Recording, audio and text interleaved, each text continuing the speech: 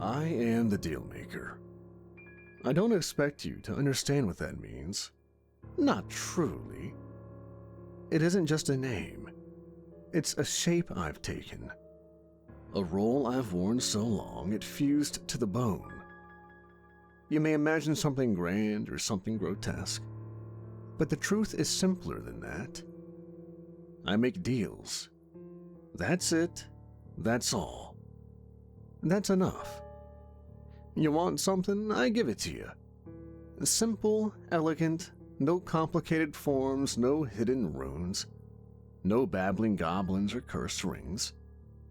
Just you, me, and the weight of your own want. You tell me the thing you've never told another soul, the real thing, and I say, very well. Of course, how you get it, that part's rarely what people picture, and that's where the fun begins. You see, people are endlessly creative in the ways they ruin themselves. They want love and they ask for worship. They want safety and demand power. They want peace, but they ask for more. Always more. The problem with humans is that they think they know what they want. They think naming the wish is the same as understanding it. It's adorable. Like a child asking to eat candy for every meal, and then being surprised when they vomit on the carpet. Lately, I've noticed a new trend, a particularly modern flavor of desperation. It's not about riches anymore, not really. Fame. Now that's the drug of choice. But not even fame in the old sense. Not talent recognized, not greatness earned. No. What they want now is visibility. Eyes on them, always and forever. Immortality has become social. They want to be known, not just while they live, but after. They want their name carved into the collective brain of the world. They want history to bend around them. Even if they don't have anything to say, they want it screamed into the void anyway. And that brings us, yes, to the curious case of Eli Morgan. Now, Eli was like many before him, young, ambitious, and painfully sincere. A little lost, a little loud about it. 25, still clinging to the idea that his life had meaning just waiting to be unlocked like some grand achievement badge. He wanted to leave a mark, something permanent, eternal. He didn't want to be special for a moment. He wanted it to be etched in stone. The kind of remembered that outlives empires, that gets statues and think pieces and conspiracy theories. And the poor boy thought I would be the one to stop him. No. I gave him exactly what he asked for. After all, I always do. Shall we begin? It happened on a cold Tuesday night. I was sitting in the back booth of a shuttered jazz bar in New Orleans. No music anymore, just the memory of it soaked into the wood. I like places like that. Echo chambers of better times. I was sipping something that looked like whiskey but wasn't, listening to a rat try to chew through an old speaker cable when I felt it. The call. You never forget the feeling, like being yanked through a hook threaded through your ribs.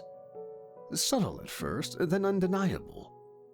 It pulls you through shadow, through places light doesn't know exist. That delicious little tremor in the fabric of things signaling that someone out there, someone alive and desperate, has just whispered the right words with just the right mix of fear and faith. And just like that, I had an appointment. I stepped through the dark between places and arrived in a dim, cramped apartment. One of those cookie-cutter city boxes that always smells like damp drywall and microwave noodles. Cheap blinds, a flickering light bulb, tension in the air thick enough to slice. Eli Morgan was sitting cross-legged on the floor. Salt circle, black candles, his laptop open next to him, the page still up. How to summon the Dealmaker? A post left on the internet from a previous client of mine. I thought about taking it down myself, but it provided great word of mouth. He looked up at me when I stepped through the shadow. He stared and I smiled. Always the same reaction. Part horror, part disbelief, part relief. They're never sure if it worked until I speak. "You rang?" I said, brushing imaginary dust off of my coat. He scrambled to his feet, eyes wide, breath caught. Are you him?" "I hope so, otherwise this just got awkward."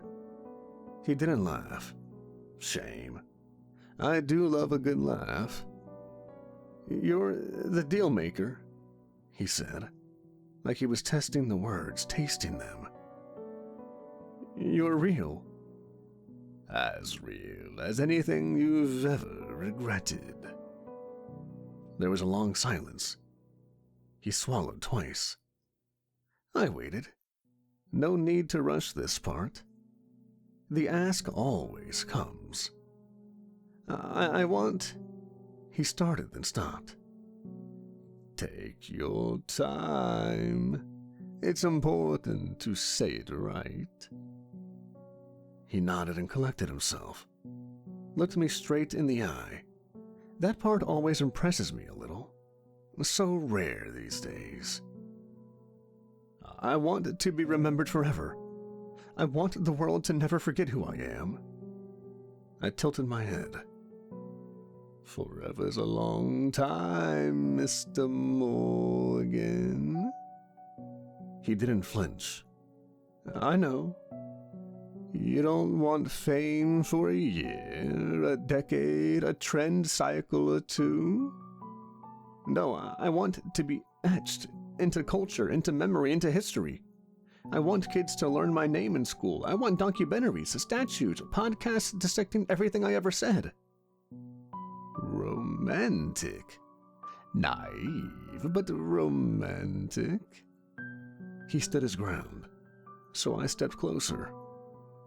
"One last chance to change your mind. You may get exactly what you asked for." "I won't change it. This is what I want." "Very well. When you wake up tomorrow, the world will know your name." His eyes lit up. The smallest, stupidest smile crossed his face. And then I turned to go. "Wait, that's it?" I glanced back. "Should there be more?" "No, I just thought... Don't you take something in return?"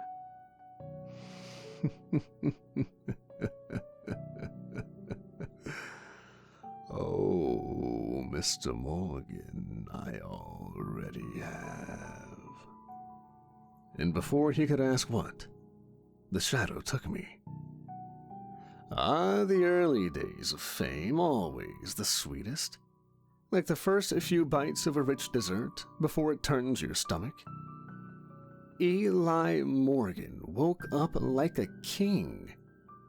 His phone was a war zone of notifications. Emails, texts, missed calls, mentions, tags, articles. A viral post dissecting a poem he'd written 3 years prior had exploded overnight. From there, the algorithm gods took over. One thing led to another, and suddenly he was everywhere. The critics called him visionary. And it wasn't just poetry of his, but it was music of his he'd written as well. They called him brilliant, authentic, words humans use when they don't quite understand something but are afraid to admit it. His face was on magazine covers. Clips of his interviews spread like wildfire. Podcasts quoted him. Teenagers argued over his meaning in the comments sections. He didn't just trend. He stuck. Within a month, he'd gone from relative obscurity to a cultural lodestone. The kind of person whose words are carved into the internet like commandments. The type whose face appears in murals and protest signs, on the t-shirts of the ironic and the faithful alike. And oh, he handled it well. At first, he gave humble interviews, refused to take cheap shots, donated to causes, held eye contact, thanked his team. He meant it too. That was the most tragic part. He truly believed he could do it better. Be the one who stayed grounded, the good kind of famous. I must admit, I was impressed. He wasn't perfect, but he was smart. Sharp, aware of the traps, and for a while he danced around them with grace. No scandals, no outbursts, no collapse. For years he rode that wave like he was born to do it. And I watched. From shadows backstage, from reflections in sunglasses, from the corners of green rooms and the backs of stadium crowds. I watched him climb. I watched him glow. Oh, how immortality has become endlessly boring for me. I must keep myself entertained somehow, shan't I? He never looked for me, not once. Most don't. They're too busy basking in the warmth of what they think is the sun. But I was there. Once I make a deal, I'm always there. I remember thinking, maybe this one will surprise me. Maybe Eli Morgan will actually beat the house. Poor boy. The house never loses. 10 years went by. I let him bask in it for 10 whole years. We were on a rooftop suite overlooking Los Angeles. One of those places that costs more per night than most people make in a year. Glass walls, infinity pool, twinkling skyline. A monument to someone who thinks they've won. Eli was alone, barefoot, sipping something amber and overpriced. He leaned on the railing like he was posing for a portrait, chin up, wind in his hair. His face was a little sharper than before, his eyes a little harder. Fame does that. I stepped out of the shadow behind him and cleared my throat softly. He didn't flinch. That annoyed me a little. "Took you long enough," he said, not turning around. I raised an eyebrow. Were you expecting me?" He smirked. "No, but I'd figured you'd show up eventually. 10 years of living like a god, you had to be watching." I sat beside him and looked out at the city. "You've done well." "I know." He sipped his drink. "You know what the funny part is? I thought I'd regret it. The deal? Thought I'd wake up screaming or bleeding from the eyes. I thought there'd be strings, hidden costs, monkey paw bullshit. And yet..." He turned to face me now, and there it was. That gleam in his eye. The one fame polishes into people like him. Yet it's been perfect. I'm not just famous, I matter. My work matters. I've changed things, moved people, and made the world better. And yet here you are, alone on your rooftop, monologuing to a shadow. Just needed a break from the noise. The noise that you asked for. Part of the job. And it's a damn good job. I mean, come on, this? He gestured to the skyline, the stars, the empire he'd built. This is the dream. No scandals, no breakdowns, no mysterious caveats. I love it. He walked over to the bar and poured himself another drink. He didn't offer me one, of course. So why are you here? Trying to shake me up, waiting for the cracks? No, just checking in. Most people don't last this long. You're a rare breed, Eli. You don't seem happy about that. Oh, I'm always happy. But you strike me as a man who's read too many headlines and believed them all. You think I'm a fraud? No, I think you're a mirror. People see in you what they want to believe is possible.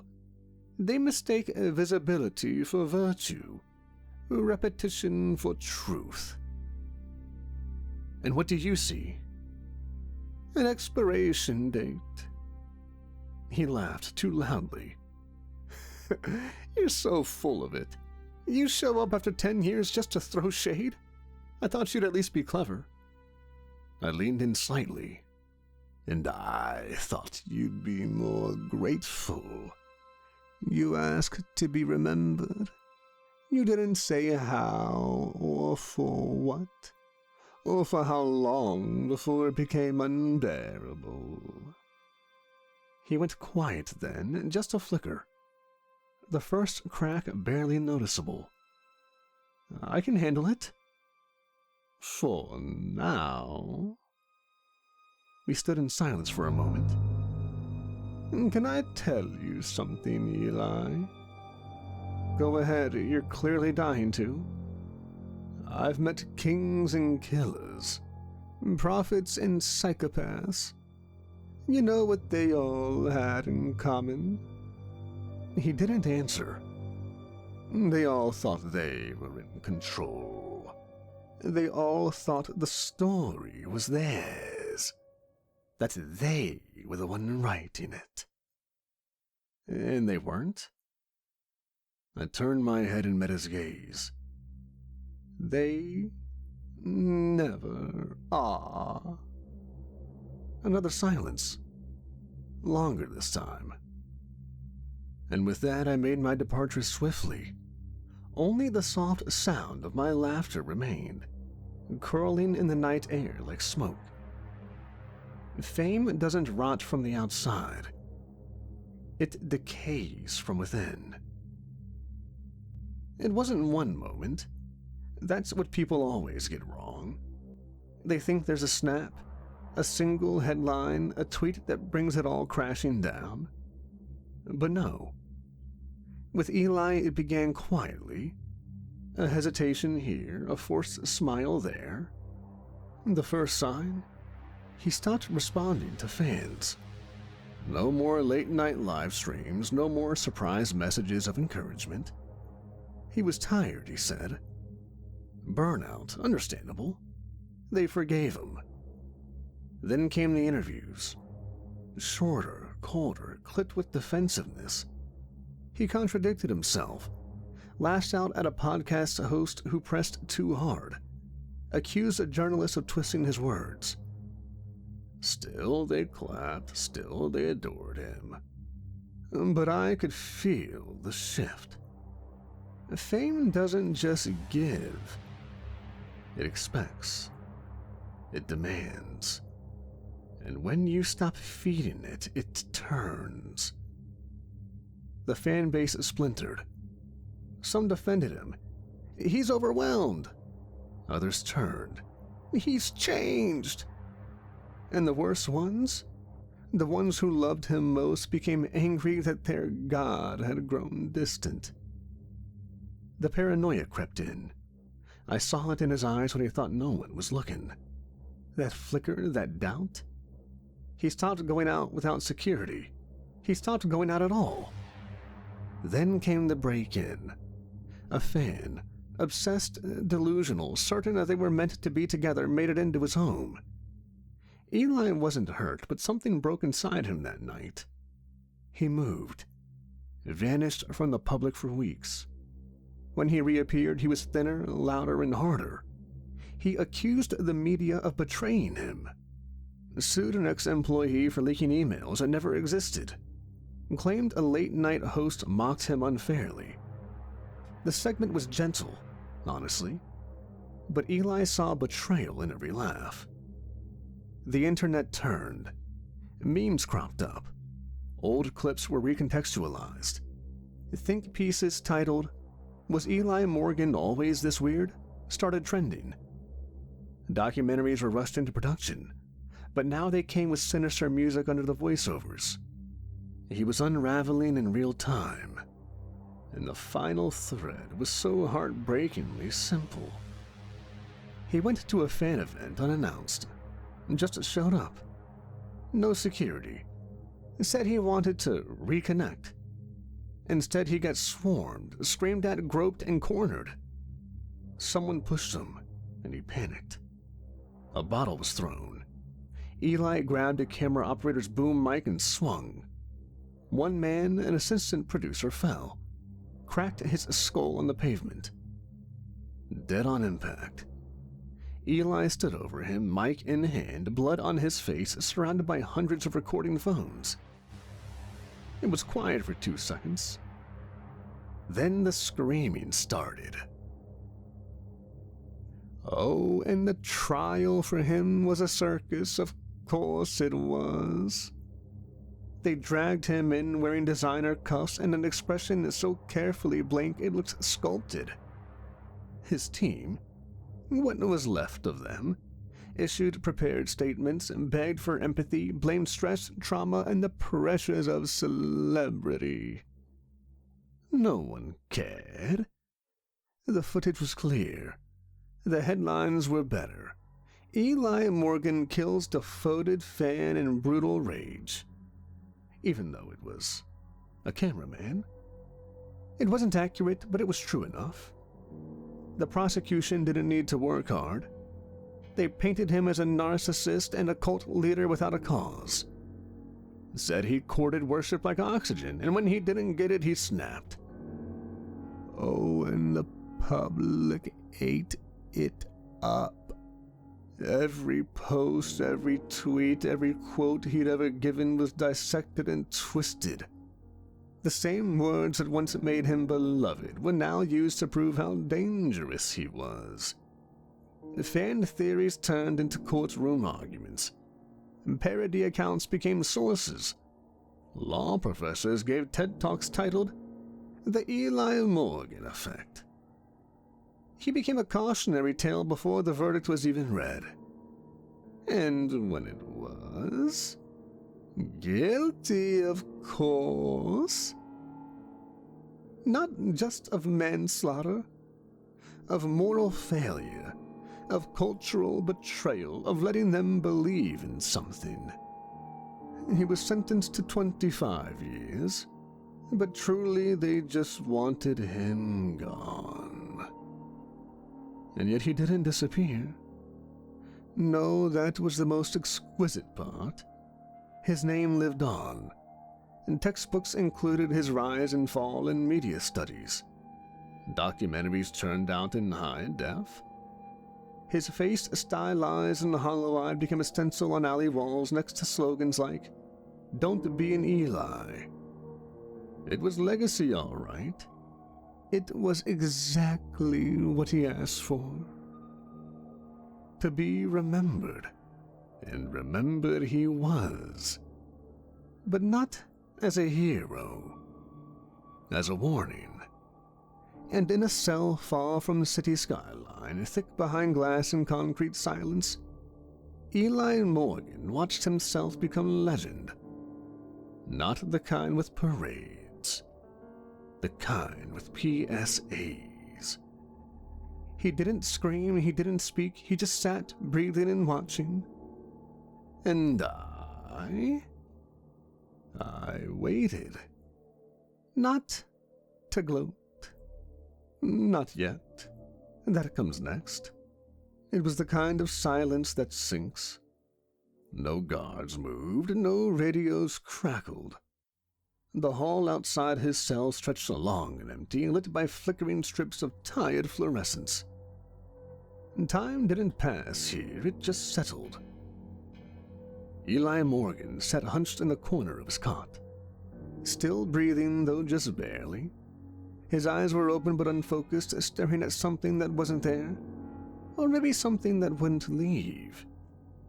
He wouldn't speak anymore. Hadn't for months. Maybe years. But I was there. I stood just beyond the frame of his vision, in the place where shadows gather where no one's watching. No cane tonight. No coat. Just presence. The idea of me bleeding into the edges of the room. I watched him. Watched the twitch of a finger. The hollow motion of a jaw clenched too long. The way his body curled in on itself, like it was trying to disappear. The world still spoke his name, students still debated him, journalists still speculated. A new play had just opened in London. Morgan, a minimalist 2-act tragedy in grayscale. He was eternal now, and he knew it. His fingers trembled, his breathing quickened just slightly as if he sensed something. A shift in the air, a prickle on the back of his neck, the faint, impossible pressure of eyes where no eyes should be. Then, just once, he flinched. Not a sound, but at the space between sounds. At the moment just after silence where something else has crept in. It started softly. A laugh. Not loud, not close, not human. Just there. A curl of sound on the edge of perception. Something felt more than heard, like a memory of laughter. The kind that lives in dark corners of old rooms, the kind that lingers behind your teeth when you've just won something no one else knows you were playing for. Oh, how I revel in my laugh. Eli shuddered. He didn't look up, and didn't need to. He knew. And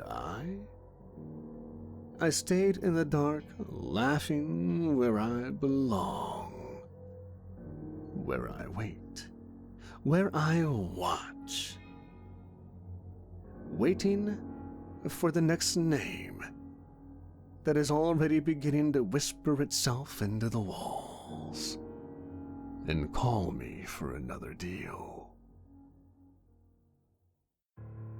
I dwell in places most do not see, not because they are hidden, but because they are ignored.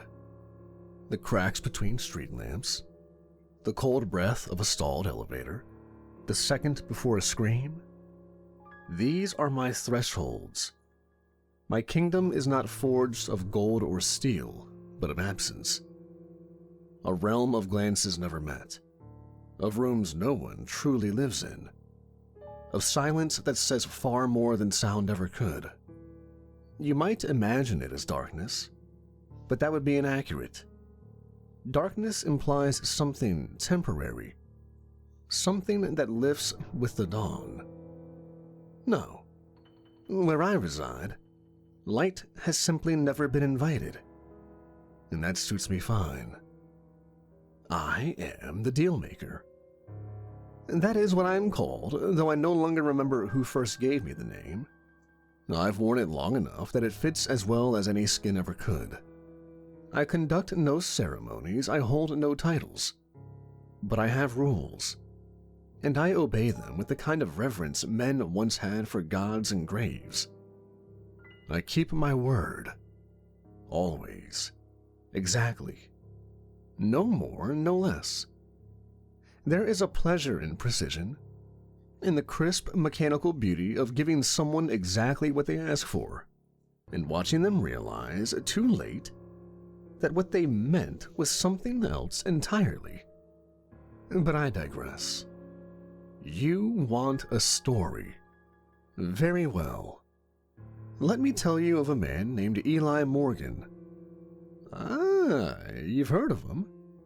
Most have. He asked to be remembered. Not for a season, not for a decade, but forever. And what a memory he became. They still speak his name even now, though not with reverence, with fear, with disgust, with fascination. The history, you see, does not concern itself with moral clarity, only with repetition.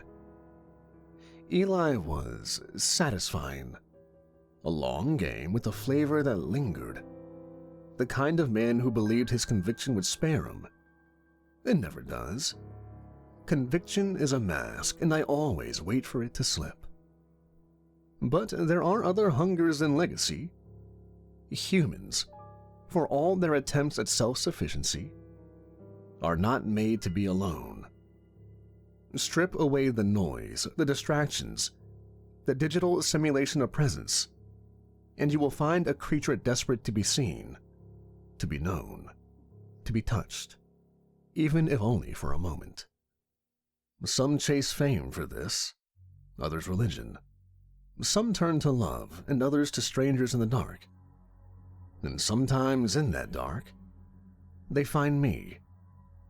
Let me tell you of another story, one of my more delicate arrangements. This is the tale of David Ren, a man who lost everything that tethered him to the world, and who, in his grief, made a simple, devastating request.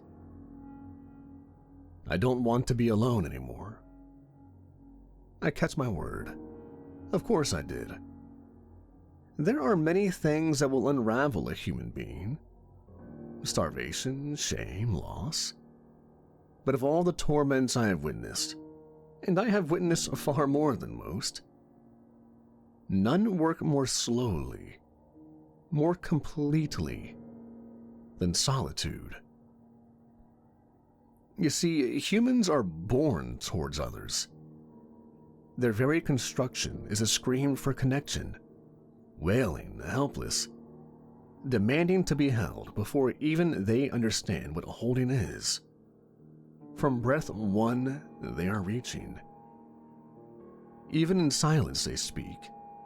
A glance, a flinch, the turn of a shoulder, a door left ajar or slammed shut. They're never not speaking, even when words fail them. I find that fascinating. Empires have risen and collapsed in the span of my observations. I've watched blood kingdoms burn and neon ones flicker out. And across all of them, from the tribal fires to the glass towers and blue-lit screens, one thing remains true. No one likes to be alone. They'll lie about it. Some even convince themselves. They'll say solitude is noble, peaceful, a sign of strength. But I've watched them in their quiet rooms, in their empty apartments, in their long walks home. I've heard the whisper in their chest they pretend not to feel. The ache that grows heavier each year. That dread of not dying, but of dying unseen. Oh, yes. Even the strong want someone to see them fall. Which brings me to David. He wasn't important, not in the way people think importance should be measured. No awards, no headlines, just a man. One among billions. A worn face, a quiet demeanor. The kind of person people describe as nice only because they can't remember anything else. But I saw him. David Ren, mid-40s, once a husband, once a father. Now, nothing. He had a life once. Not glamorous, but full. A wife, Anna, who made him laugh with just a look. A daughter, Maddie, who used to press stickers all over his briefcase before he went to work. He didn't deserve them, not in the sense of achievement, but they chose him, and that was enough. That was everything. Then came the accident. One of those stupid, brutal, absurd moments that mean nothing but ruin everything. An oncoming truck. A driver checking his phone. Flash of metal. Glass. Silence. They were gone, both of them. And David remained.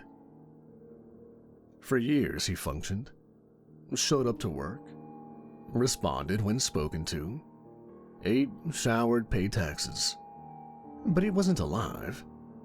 He was a clock with a heartbeat. People stopped calling, friends faded. Not out of cruelty, just the inertia of living. They assumed he was managing, that he wanted space, that he was healing. He wasn't.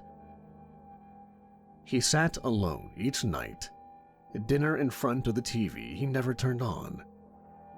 He spoke aloud to no one, just to feel the shape of sound.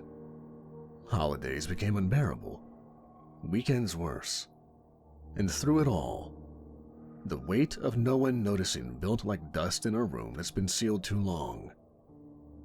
I watched him closely, not always, but enough. Enough to see the long spiral down, the way he'd pause before opening the door to his apartment, as if hoping there would be a sound inside, the way he lingered in grocery store aisles just to be near the voices. And then one night he cracked. He was sitting in a booth at a faded diner on the edge of the city. One of those places that looks the same in every decade. Linoleum floors, buzzing neon signs, a jukebox nobody touched anymore. He went there often. It was open late, and no one asked questions if he ordered coffee and stared at your reflection for 2 hours. That night, something in him broke loose. He opened his phone and searched, clumsily, drunkenly, for something absurd. Something he half remembered from a conspiracy podcast, or a whispered story from a message board. Something called the Dealmaker. I've never been sure where they first started speaking of me. It doesn't matter. Stories have a way of surfacing when I want them to. He found one of the usual sources. The ritual, it said. A guide. Summon the Dealmaker in 3 steps. Light a black candle. Speak your name backwards. Offer a coin from the year of your birth.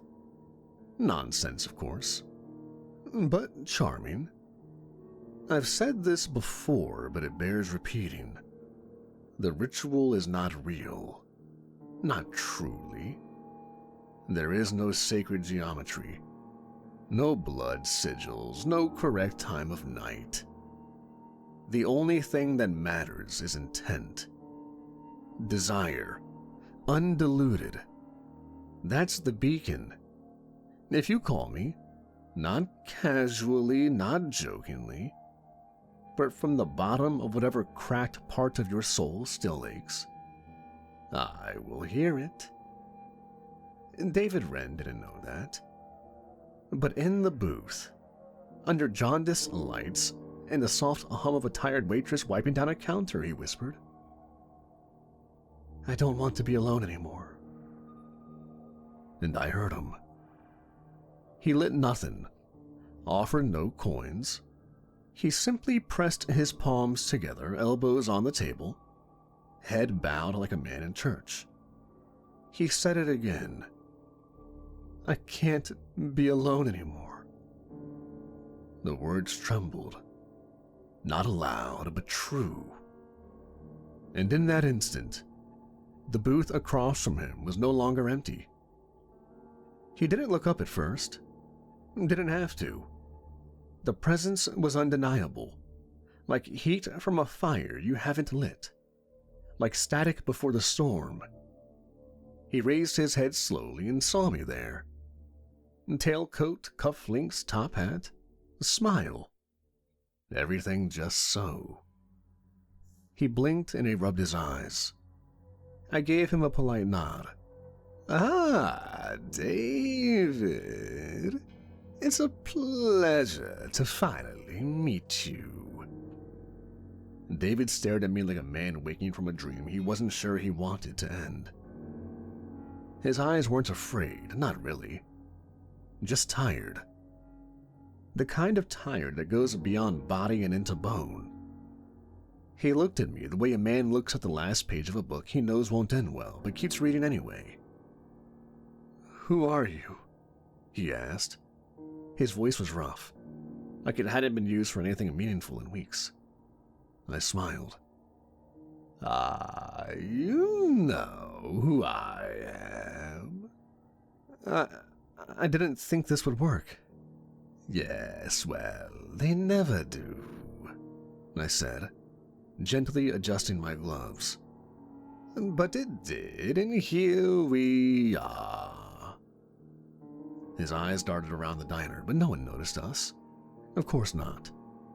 The waitress behind the counter was frozen mid-wipe, her hand hovering just above the countertop. A couple 2 booths away had their faces turned, locked in a loop of stillness. Time, you see, is terribly easy to persuade, when you know how. It's not a dream, I offered before he could ask. I wasn't going to. But you were wondering. He closed his mouth, nodding faintly. I suppose this is the part where I have to say what I want? No, I said gently. That part has already passed. You said it twice, in fact, and you meant it both times. Right. I studied him, the hollowness in his cheeks, the crumpled sleeves of his jacket, and the faded mark where a wedding ring once lived. He was a man who had poured everything out of himself and still woke up dry. You don't want to be alone. Not anymore. No. You want someone to notice when you walk in a room. Someone to say your name, to listen, to stay. His eyes began to water. He looked away.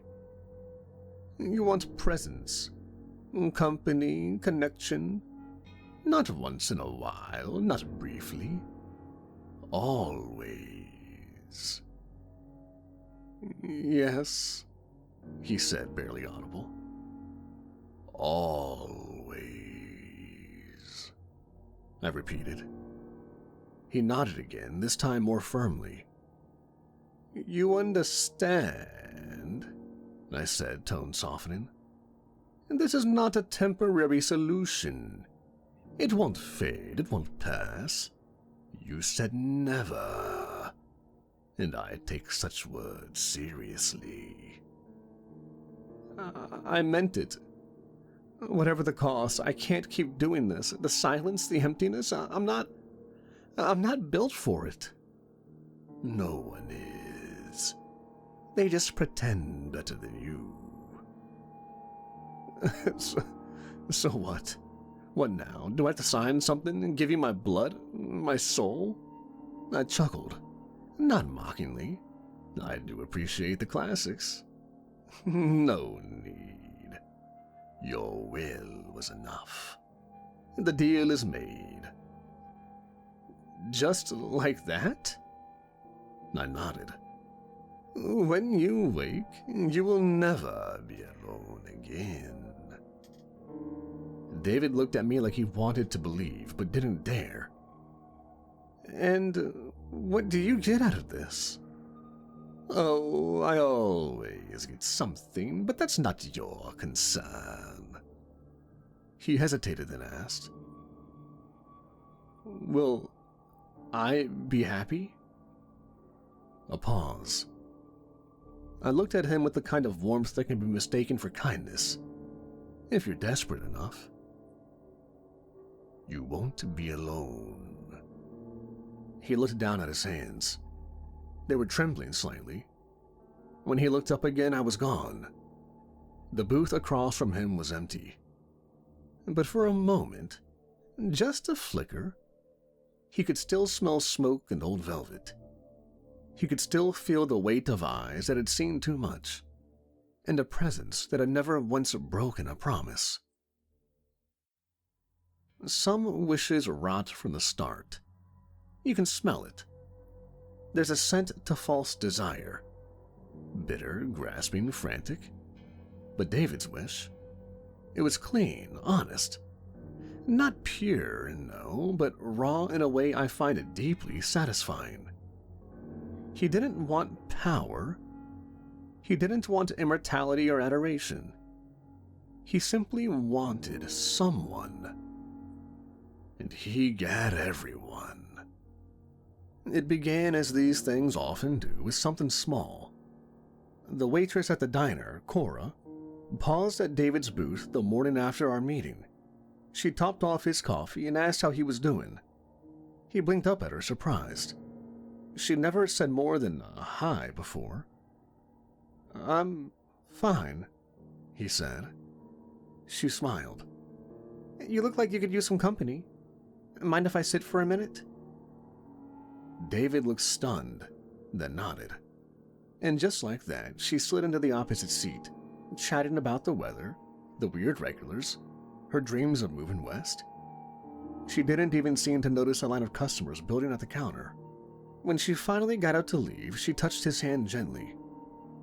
"Come back tomorrow. It's nice talking to you." And just like that, he smiled. A real smile. It looked rusty on his face, like a door that hadn't been opened in years. I watched from the glass reflection above the counter. He felt seen. Over the next few days, it accelerated. At work, people who hadn't spoken to David in months suddenly dropped by his desk. They asked if he wanted to join for lunch, invited him to after-work drinks, asked his opinion on things. His. At first, he was awkward, guarded.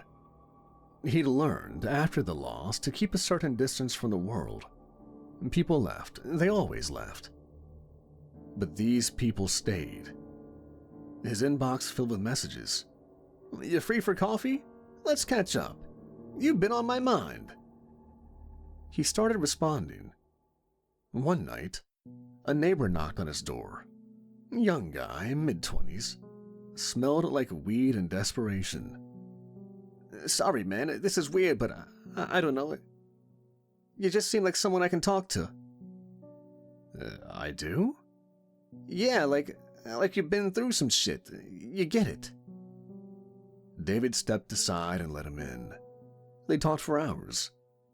The next day, another neighbor dropped off muffins. Said she felt like he needed something sweet. He laughed and took them and ate all 6. His home wasn't silent anymore. From my place in the shadows, I watched him begin to glow. He bought new clothes, started shaving again, even changed his curtains. He began to hum to himself. He took walks in the park and stayed out longer than he used to. People waved at him, stopped him to talk. A woman at the pharmacy said he had a comforting voice. A barista remembered his name after one visit and started writing encouraging notes on his cup. He didn't understand it, how this sudden web of attention had wrapped around him so quickly, but he didn't question it. Not yet. He was too busy basking in it. That's how it works, you see. People imagine the trap as some violent thing, sharp and immediate. But no. The best traps are warm, inviting. They feel like safety, like comfort, like home. Until they don't. There was a dinner party about 3 weeks in. That was the moment I knew he'd stepped fully inside the circle. He didn't throw it, of course. Someone else did. But somehow David was at the center of it.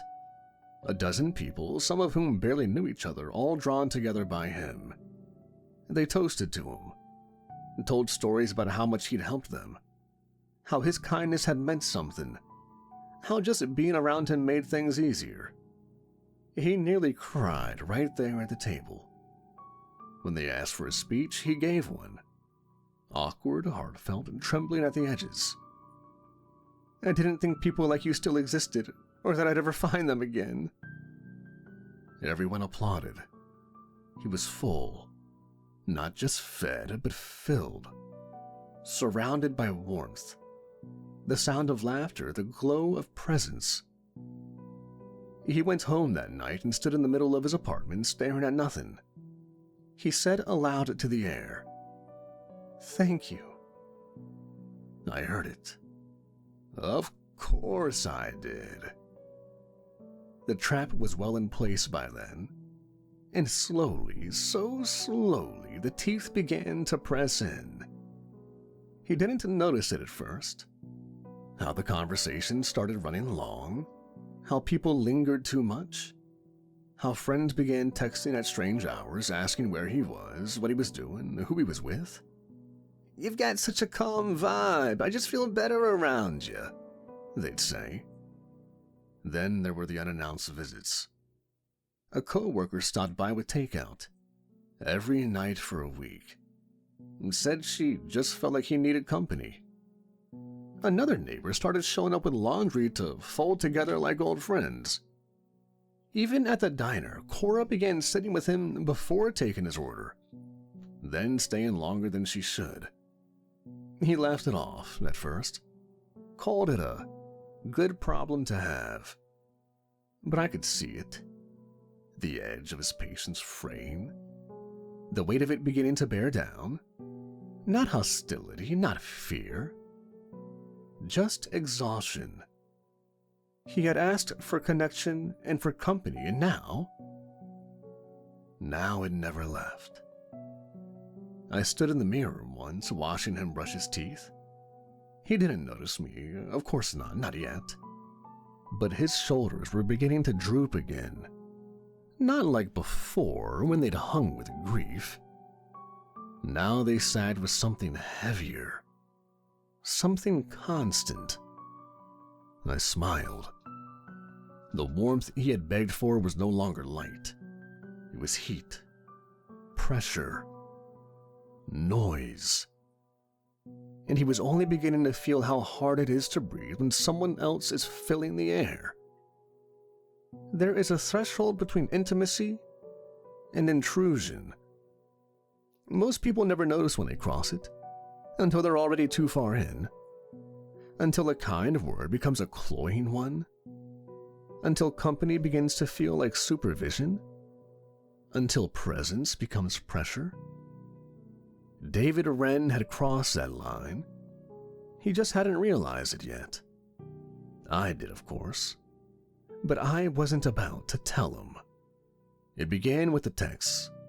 At first it was sweet. Messages from friends. "How are you today? Just thinking of you." Then it was morning check-ins, the lunchtime memes.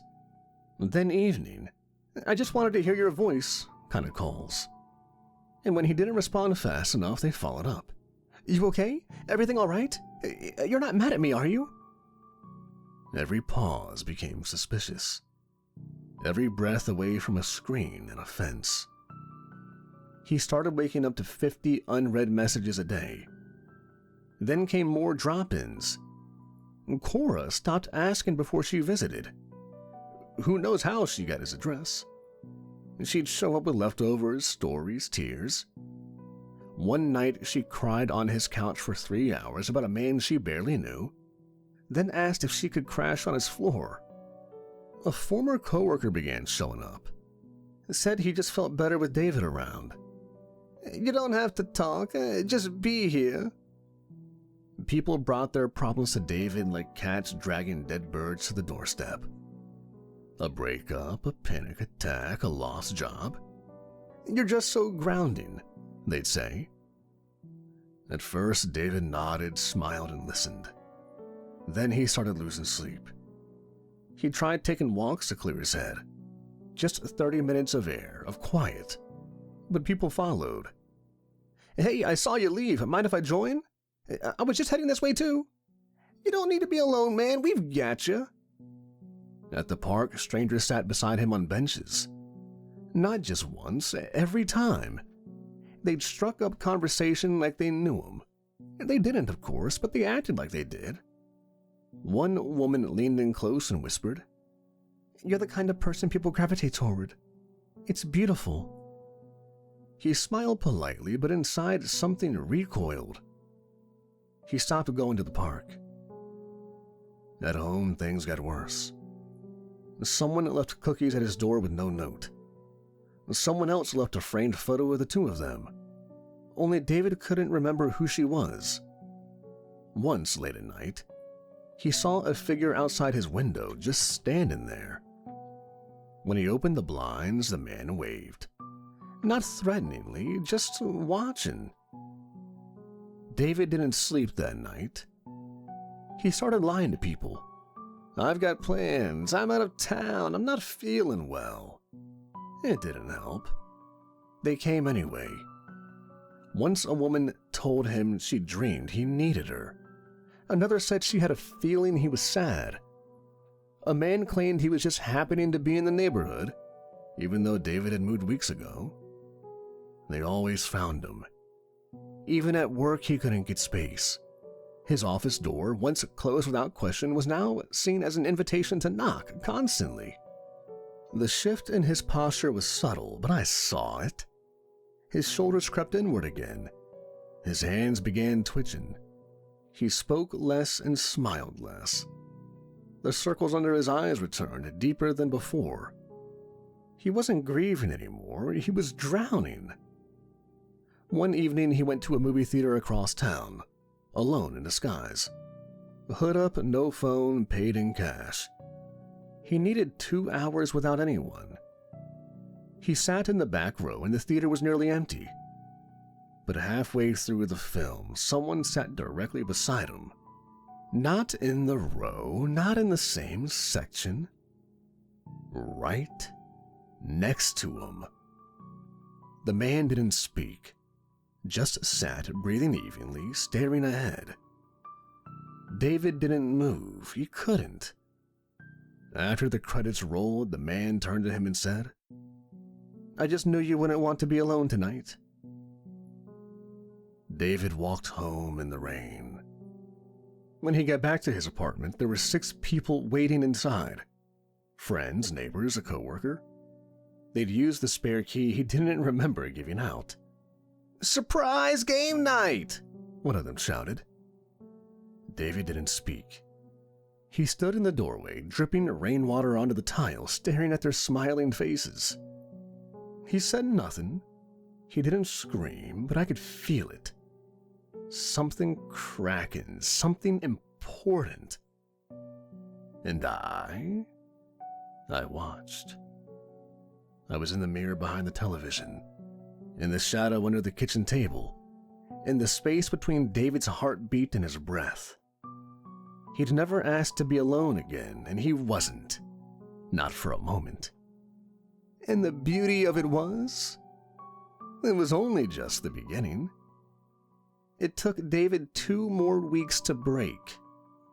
He tried to hold it together, smiled when people showed up, answered messages with forced enthusiasm, even agreed to dinner invitations he didn't want. But the silence inside him was gone, and the noise never stopped. It was the constant proximity, the closeness, the sense that the world had no corners left unfilled. He left one morning without telling anyone. No phone, no note. He emptied out his wallet, took only cash, boarded a night bus heading north, some town with a name he couldn't pronounce, hours away from anyone who knew. And yet, 5 hours into the ride, the man next to him turned and said, "I just had this weird feeling like someone needed company." David didn't speak. At the next rest stop, he waited until no one was looking and slipped off the bus, walked 2 miles down the hallway in the dark, hitched a ride with a trucker who didn't ask questions. He got off in a nowhere town, bought a burner phone and turned it off, found a motel that took cash and didn't care what name he gave.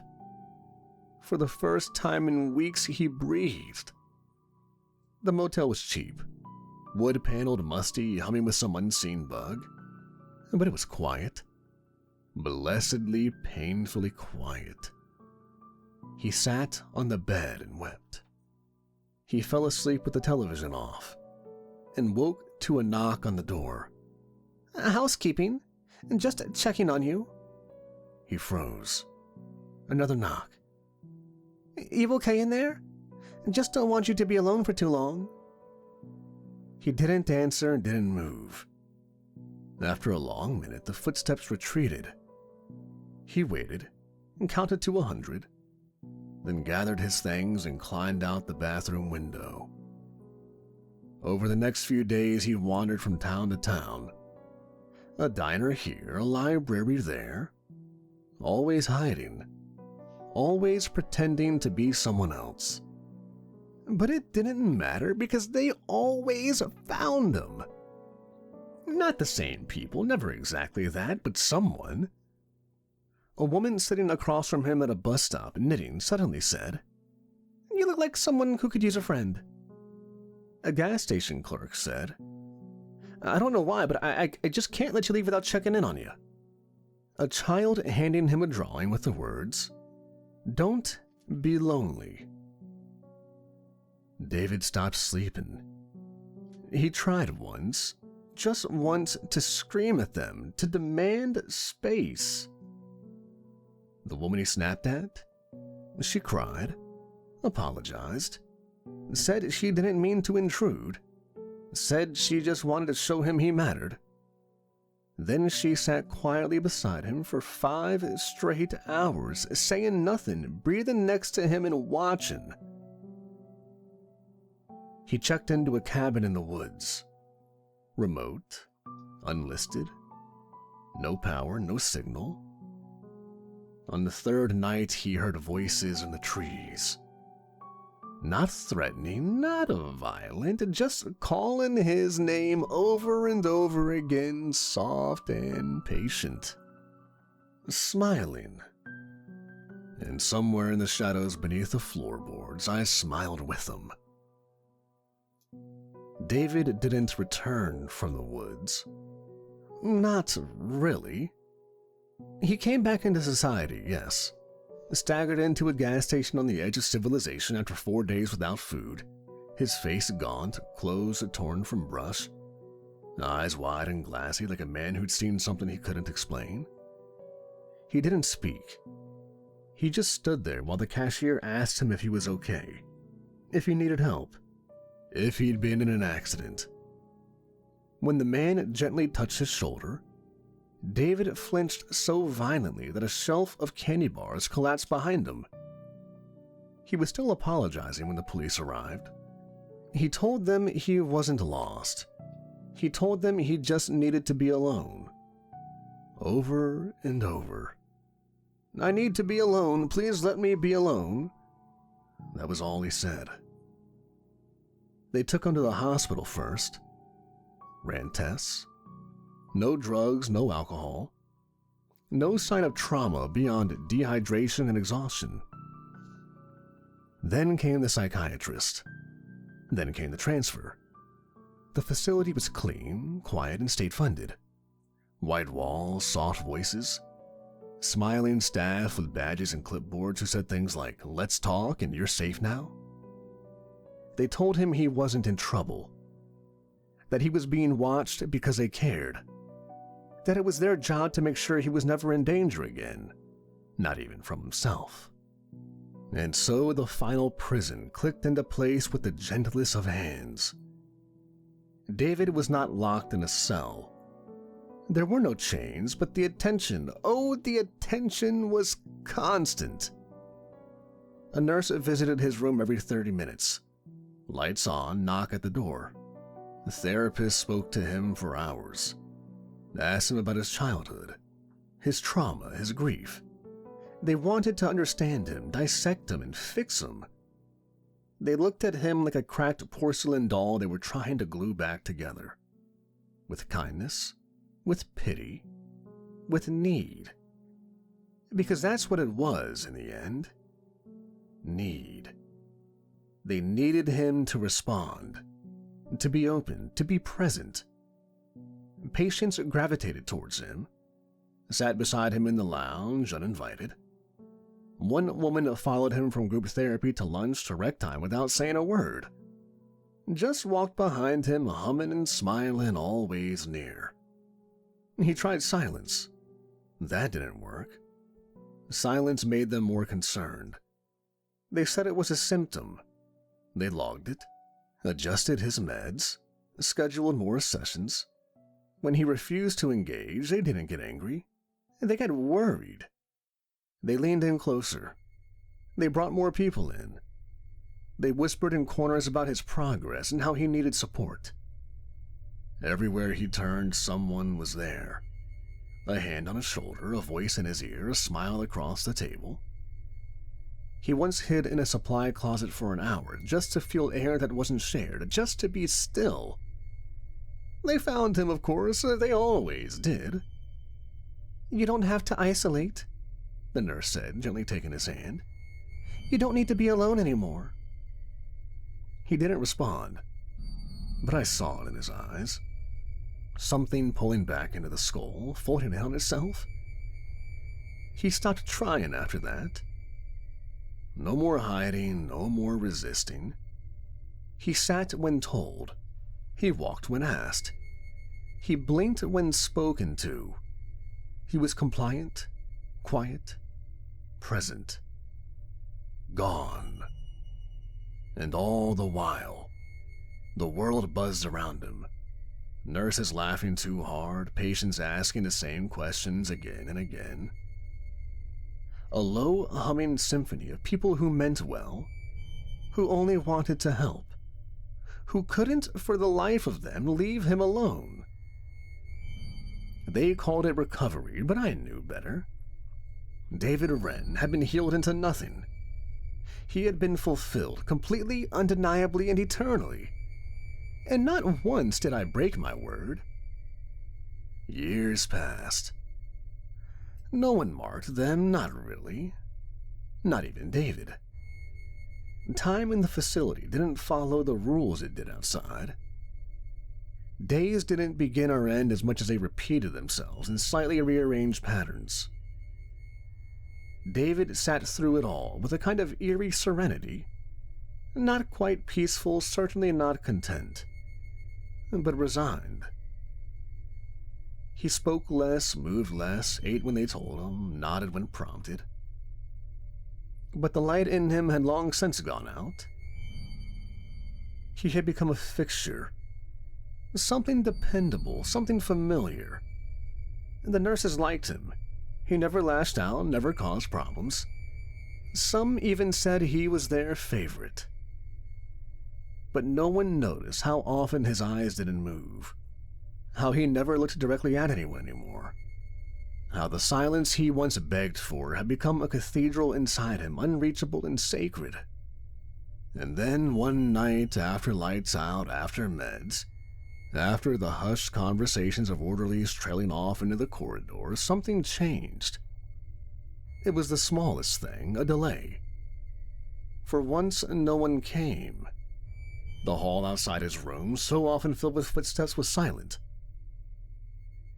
David sat on his bed in his thin cotton uniform, the blanket folded over his knees, just the way they taught him. He didn't move, he didn't speak, but he noticed. Oh, yes, he noticed. No one at the door, no voice on the intercom, no echo of staff down the corridor, just nothing. And then from somewhere beyond the wall, from some corner not marked by any light, came a sound. Not footsteps, not speech. A laugh. Soft, delicate, familiar. It didn't echo, didn't ring, didn't boom.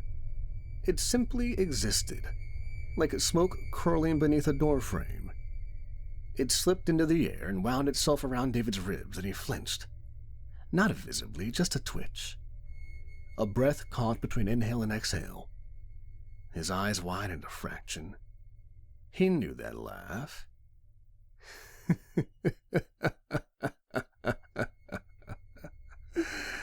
Oh, he knew that laugh, and he didn't need to see me. He knew I was there. He sat still as it faded. As the hallway outside returned to normal, soft footsteps, murmured voices, the shuffle of charts and routine. The laughter gone, the shadows settled. And yet something in him remained alert. I had visited and he had felt it. That was enough. I left him as I always do, quietly. There's no need for goodbyes, no need for theatrics. That's for the living. For those who still believe endings come with music and meaning. But the truth, the real truth, is that most endings are soft things, barely noticed. A light turned off in the next room, a sound that never comes back. David Ren got what he asked for, every second of it. He was never alone again, not once. Not even in sleep, not even in stillness, and certainly not in the space that should have belonged to his final thought. I upheld my end. I always do. And people often ask, if not aloud, then in the quivering corners of their minds, why? Why grant the wish if the result is ruin? Why twist the gift into a weight too heavy to bear? Well, in the children's fable, why did the scorpion sting the frog? I can't help it. It is in my nature. It's what I do. It is my purpose. But you misunderstand. I do not twist. I do not ruin. I fulfill, to the letter, to the breath, to the final syllable of your most desperate want. It is not my fault that you ask without understanding what it is you're asking for. Loneliness is cruel, yes, but connection, unrelenting, inescapable, and total, can be far worse. You crave to be seen, but few ever ask what it means to be truly visible. Few consider what it costs to be known. David never did. And so his story ends like all the best ones do, not with fire, not with blood, but with silence. Surrounded by voices. As I return to my place between moments, my realm of near light and never quite dark, I feel it already. A flicker, a tremor, another voice raw with need. Another summoning. Careless or sincere, it does not matter. Intent is the key. And somewhere, someone is calling out for something. I'll answer soon. But for now, I wait.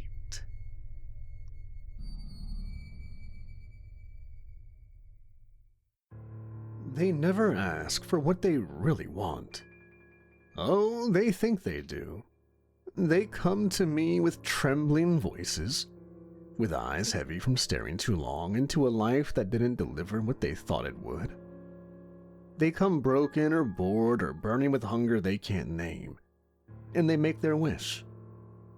Always so certain, always so desperate. But the truth is, what they ask for is never the thing itself. It's the echo of a feeling they once had, or a fantasy of something they think will fix the emptiness they're too proud to name. They say things like, "I want to be remembered," when what they mean is, "I want to matter." They say, "I want love," when what they really mean is, "I want to be needed." They say, "I want truth," when they mean, "I want to win." And sometimes, like with the case of Mark Rowley, they say something truly foolish. "I just want to know what would have happened if I'd chosen differently." That particular kind of curiosity, nostalgic, romantic, laced with guilt and longing, is one of my favorites. There's a specific flavor to it, like old smoke clinging to a coat never worn again. Like a letter never sent, still hidden in the drawer, aging quietly with the paper it haunts. Regret is one of humanity's most loyal companions. It never leaves. It never grows dull. It only changes shape. I've seen civilizations rise from stone to steel to signal, and in every era, people have been haunted by roads they didn't take. The soldier who stayed home, the soldier who did go, the mother who walked away, the prophet who bit his tongue, the boy who never said, "I love you." And they look backward with such tenderness, as if the past owes them something, as if they could reach into it and pull out the version of themselves that didn't fail, didn't compromise, didn't choose what they chose. But they can't. And that's where I come in. I dwell in the space between decisions, in the thin, trembling place just before yes becomes no. My realm is not fire nor ice. It isn't punishment. It isn't salvation. It is a waiting room with no clock, a place of intent made form, of wish made law. You call it shadow. I call it home. And when you summon me, when your longing becomes heavier than your fear, I arrive. Not with fanfare, not with thunder, just a voice, a presence, and a contract as old as will itself. I don't twist the deal. That's the great lie. I fulfill it. Precisely. Perfectly. Mark Rowley asked to know what would happen if he hadn't chosen the life he loved, if he'd followed the music, if he hadn't become a husband and father, but had instead become what he almost was, a star, a voice, a name in lights. He didn't hate his life. That's what made it beautiful. That's what made it ripe. He loved his wife. He loved his daughter. He wasn't greedy, he wasn't bitter, he was simply curious. And I awarded that curiosity. I gave him what he asked for. I let him step onto the other road. Now, let me tell you what happened when he did. They always find a crossroads. Oh, not in the literal sense every time. Sometimes it's a church pew or a hotel balcony or the floor of a nursery where the crib has sat empty too long. More often than not, they find themselves standing where two roads meet. There's something primal about it, a human instinct carved into bone, passed down from ancestors who believed the spaces between were sacred, places where one path becomes two, where you might leave something behind or call something through. Mark Rowley found his crossroads on the edge of a small town highway where the blacktop split into two quiet rural veins. A place with no stoplight, no traffic, and just enough gravel underfoot to remind him how far he was from anything that truly mattered. A crossroads. Asphalt cracked from years of neglect. One road led east towards fields and fences, one west toward the lights of town. The third simply disappeared into forest. No signs, no paint, just dirt and shadow and the sense that it had been waiting for him all along. He stepped out of the truck and walked to the center of the intersection. No flashlight, no phone, just the night, cold and heavy around him. He stood still for a long time, hands in pockets, eyes low. And then he said it. I don't regret the life I've lived. His voice didn't shake. There was no storm in it. Just the steadiness of a man who has finally named the weight he's been carrying. I love my wife. I love my daughter. I've had a good life. He looked up at the clouds. But there's a version of me I never got to meet. A road I never walked, and I think about him sometimes. He turned it slowly in place, taking in each road as if weighing them again for the 1000th time. I just want to see it. That life. Just for a moment. The life I would have lived if I hadn't stayed. If I hadn't quit. If I'd followed the music instead of settling down. I want to know what that life looks like. He hesitated, then spoke the words. Let me live it. Ah. There it was. The invitation. It never needs to be louder than a whisper. Never more elaborate than intent made audible. And Mark's intent was as clear as a bell rung in a crypt.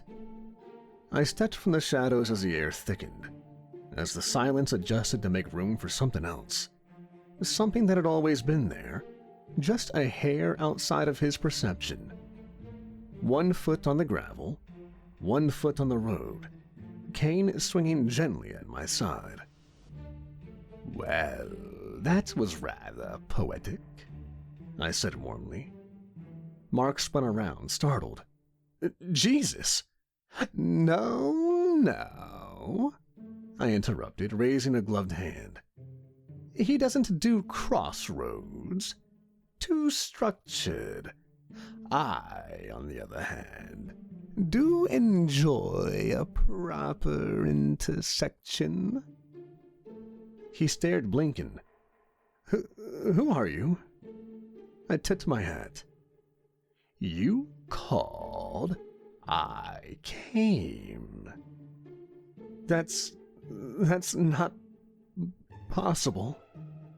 And yet, I said, gesturing around us, here we are. I assure you, reality has always been a bit more flexible than advertised.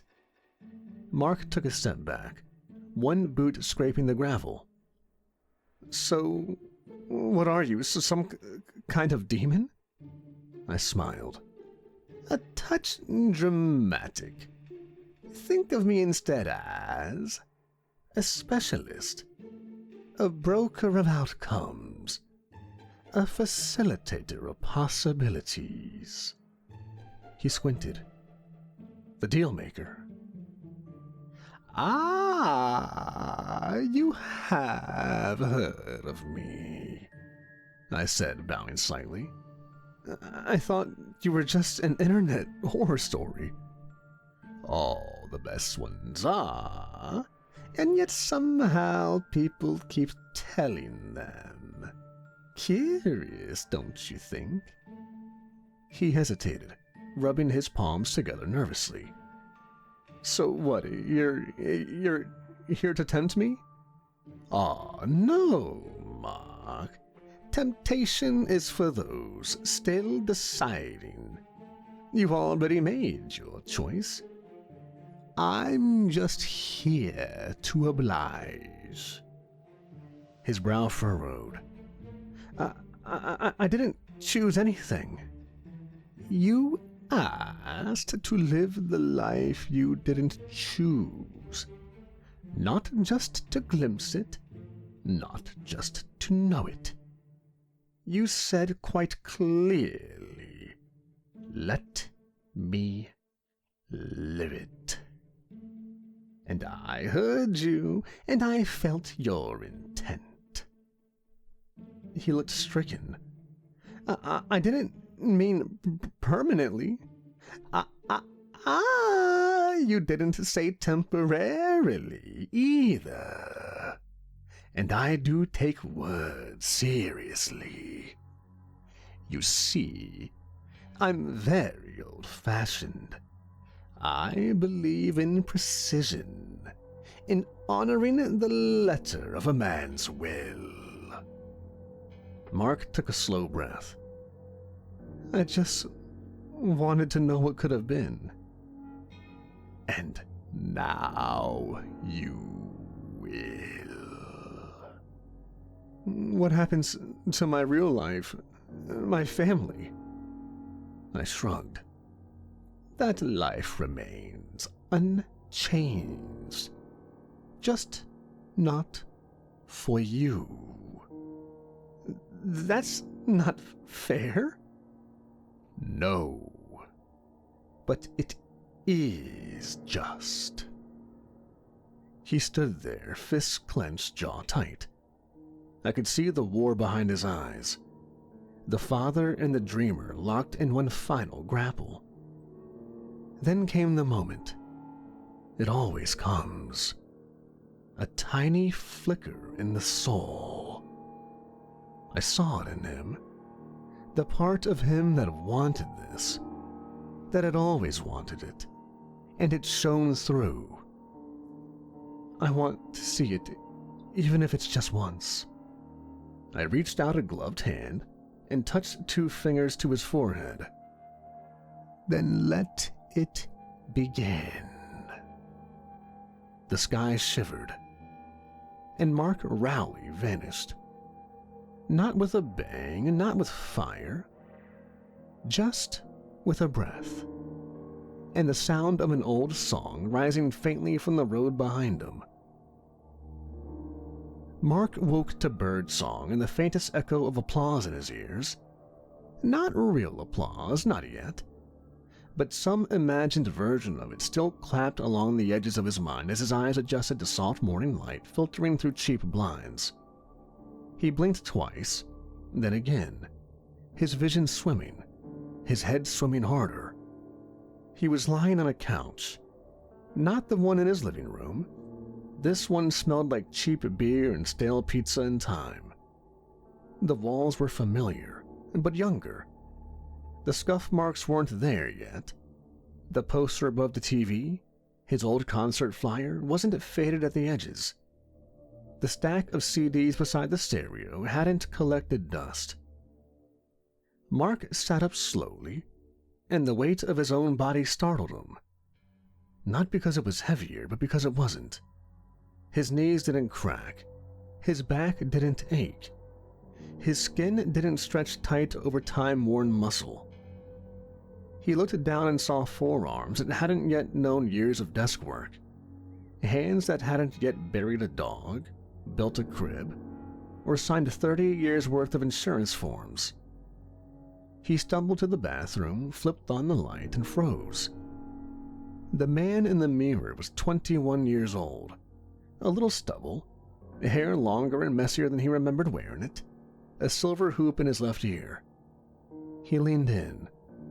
The face matched the memory, right down to the tiny scar on his chin from a mic stand collision at a bar in Rowley. He opened the cabinet. Advil, half a tube of toothpaste, a razor that hadn't dulled, and his toothbrush lay flat on the counter, green and white, just like it had been. What the hell? And somewhere, deep in the folds of his mind, something answered. You asked to live it. He walked back to the apartment in a daze, past his battered acoustic guitar leaning against the kitchen wall. He looked at the calendar on the fridge. It was real. All of it. The same date, the same week, the same moment. Right before he'd gotten the call that would change everything. It had been the beginning of the end back then. A phone call, her voice trembling. Mark, I'm pregnant. He hadn't shouted, hadn't run. He remembered that clearly. He'd sat down at the edge of the bed and said the only thing that felt right. I'm here, we'll figure it out. That moment, that vow, had closed the door. No more touring, no record deal. No chasing gigs up and down the East Coast. Instead, part-time work. A second-hand car. Sleepless nights and slow climbs. And eventually, the love that built a life he would treasure. Until now. Because now he hadn't answered that call. Not yet. Not again. There was a knock on the door around 11 a.m. Eli, his old bandmate, stood in the hall wearing a grin holding 2 coffees. "You're alive! Or did you drown in cheap tequila?" Mark took the coffee wordlessly. He wanted to ask what year it was. Wanted to ask if this was real. But the smell of coffee hit his nose, and something about it, its heat, its bitter edge, was too tangible to be anything but truth. "Big day," Eli said, walking past him into the apartment. "We gotta be at sound check by 5. We're third up in the lineup. If we nail this mark, we're in. For real this time." And just like that, Mark remembered. The showcase. Charlotte. Industry guys from Nashville and New York. It had been their break, or would have been. The same week as the pregnancy. In his original life, Mark had missed the show, called it off, chose responsibility. But now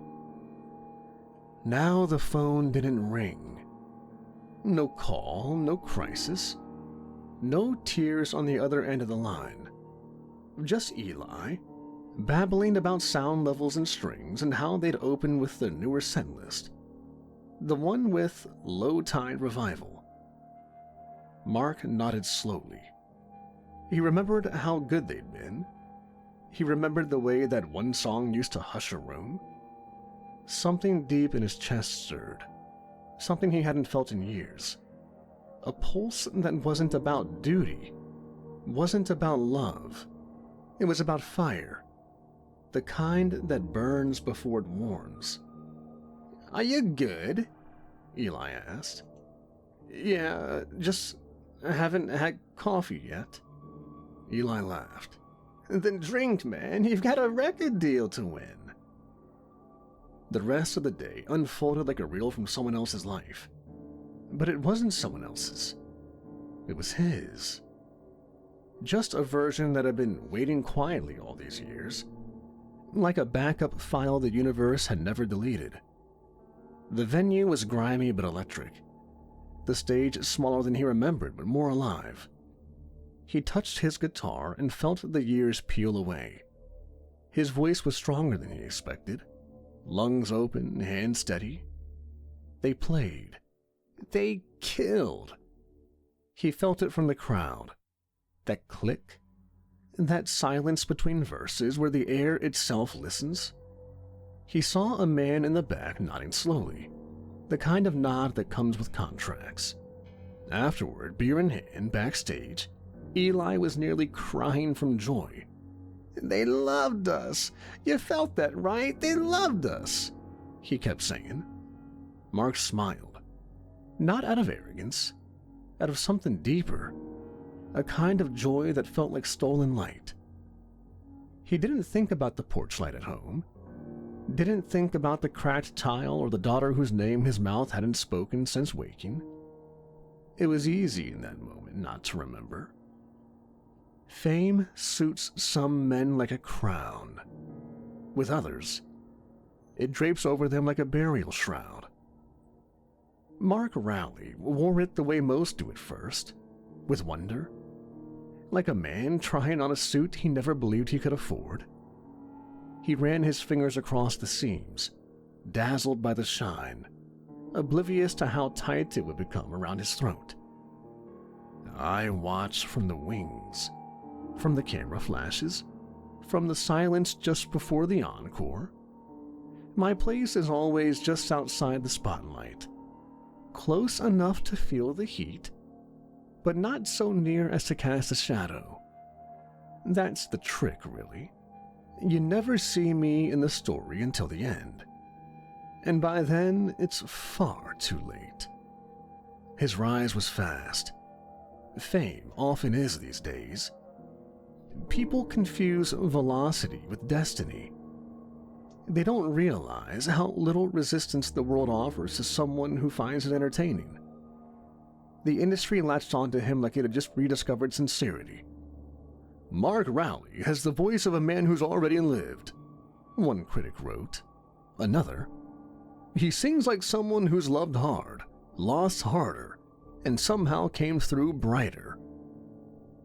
How right they were. He poured it all into the songs. The warmth, the ache, the tenderness he didn't even realize that had followed him from the other life. Echoes of lullabies once sung to a daughter whose name he had started to forget. I could see it in his eyes, even when he smiled.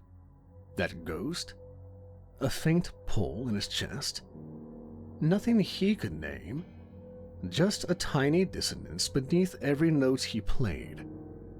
But in the beginning, he didn't question it. Why would he? The girls adored him, not just for his looks, though those helped.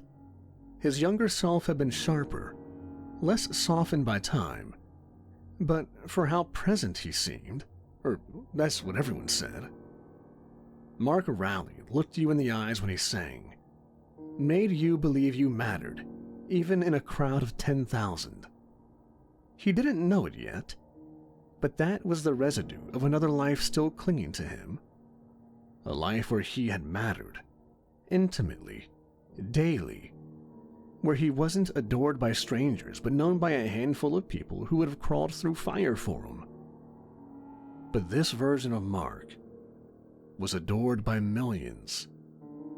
He played to sold-out halls, did interviews on late-night shows, won awards and forgot where he put them, wrote songs that made couples cry and critics sigh and executives smile. And he smiled too, at first. There's a particular type of smile I've come to recognize over the centuries. The kind that's built, not born. The kind you learn to wear because you've forgotten what your real one felt like. Mark's took longer to appear than most, but it came. They all do. The turning point was small, as they always are. A fan brought him a drawing backstage after a show in Seattle. A sketch of him holding a baby girl. It wasn't a reference to a song. Just something the fan felt, she said. Something that came to her when she listened to his voice. Mark laughed it off, and took a photo and signed her notebook. But that night, he stared at the drawing longer than he meant to, traced the shape of the girl's face with his eyes. Something about it hollowed him. He drank more after that, just a bit. Enough to soften the edge that had started to creep in. Enough to dull the question that began rising at the back of his throat. I watched him at a rooftop party in LA, staring out over the lights, half listening to a model tell him how his voice made her believe in soulmates. He nodded politely, sipped his drink, but his eyes were looking somewhere else. When else. That's how the past comes back, you know. Not in dreams, but in the silences, in the seconds between applause, in the way a name you've forgotten still sings when someone else says it.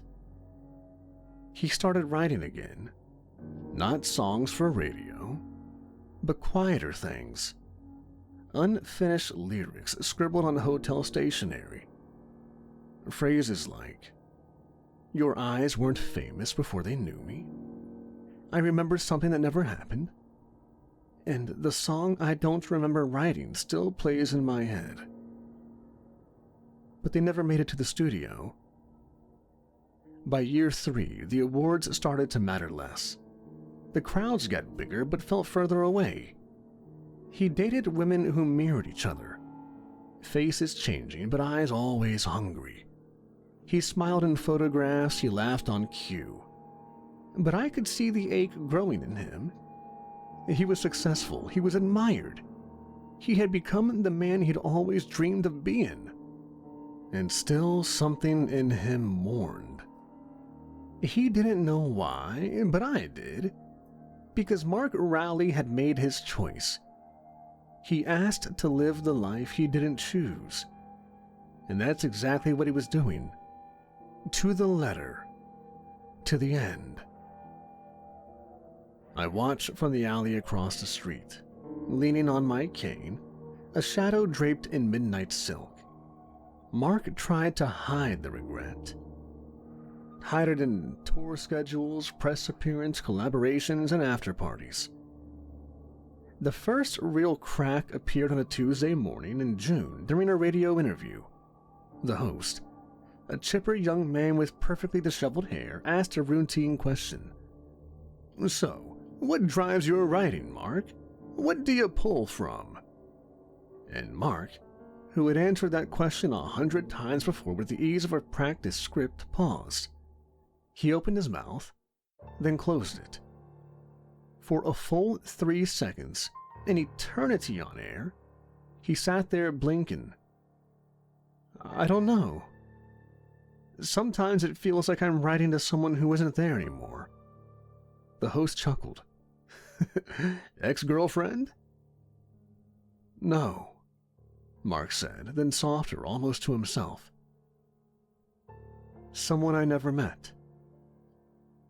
Later that night, alone in a hotel room he couldn't remember the name of, he pulled out his notebook and scribbled one line over and over until he ran out of page. Her name.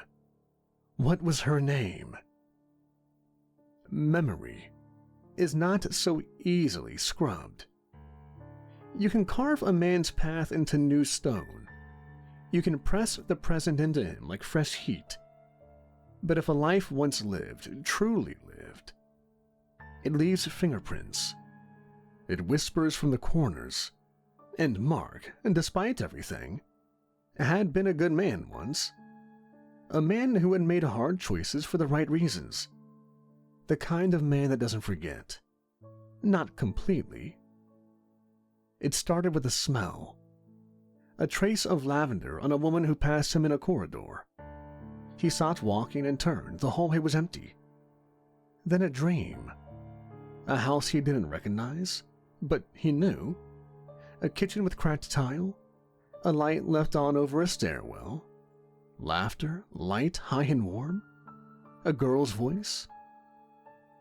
He woke with a name on his lips, but it faded before he could write it down. On stage in Atlanta, mid-song, he looked into the crowd and saw her. Not clearly and not for long, just for a flicker. A young girl front row staring at him not with adoration but recognition. She mouthed something to him, something he didn't catch. He stepped back from the mic and missed the cue. The band stumbled, the song lost its footing. And for the first time in his career, Mark Rowley forgot the words. After the show, he didn't speak to anyone. Locked the dressing room door, poured a drink, stared into the mirror, and the sweat still drying on his skin. He looked like himself, but inside, something inside him was still screaming. A week later, he went looking. No trace of her. No kid, no partner, no past. He called Eli, now his manager. "Do you remember a girl named Sarah from back in Rowley?" Eli hesitated. "You mean the one you dated for like a minute? You ghosted her, man. Left her for the tour." "No, we were serious." "Nah, man, you've been solo since I've known you. Too married to the music. You didn't stay with her for long." Mark hung up the phone. He sat on the hotel bed for an hour, staring at the carpet, chewing the inside of his cheek. Finally, he whispered, "I chose this." And I, watching from the shadows, from the darkness behind a lampshade, from the silence between heartbeats, whispered back, "Yes." He asked to live the other life. Not to peek at it, not to dream it, but to live it. And I had simply granted the wish. Perfectly and permanently. They always come back. Maybe not quite all of them, no. Some die quietly, broken and bewildered. never fully understanding what it was they truly asked for. Some drink themselves into numbness. Some make peace with the wreckage and convince themselves they'd have ruined things either way. But there are always a few who come crawling back to the place it started. Back to the crossroads, literal or metaphorical. And oh, how I do love a crossroads! This one wasn't the same place where Mark had first summoned me, but it didn't matter. Any place where roads converge and desperation festers will do. This one nestled in a forgotten corner of California, where the pines whisper and no cell signal dares to tread. A little gravel vein cutting through asphalt veins. No different than the scars you find behind most people's smiles. He parked his sleek black car, earned with chart toppers and Grammy speeches, and stepped out like a man climbing onto a funeral pyre. His shoulders slouched, not from age, but from the slow pressure of truth setting in. Fame looked good on him, at first. It always does, but now it wore him and hollowed him out. He stood in the center of the road. Midnight, of course. He looked up at the stars like a boy begging the sky to answer for a broken toy. "I want to speak to you," he called out. That's not how it works, of course, but I let him have it. "I know you're listening. I know you're there." So full of certainty now. Fascinating. So sure of my existence now that his world had soured. "You gave me what I asked for. Fine. But I didn't know what it meant. I didn't know it would erase everything. Her, my daughter, whose face I can't remember. The life I lived, the life I loved. I want it back." Ah, there it is. The soft, inevitable cry of every mortal who believes consequences are negotiable. That's when I stepped into the scene, as I always do, unrushed and unannounced. "You know," I said, brushing a speck of lint from my otherwise immaculate coat, "I rarely get callbacks." He turned, startled. Not frightened anymore, just haunted.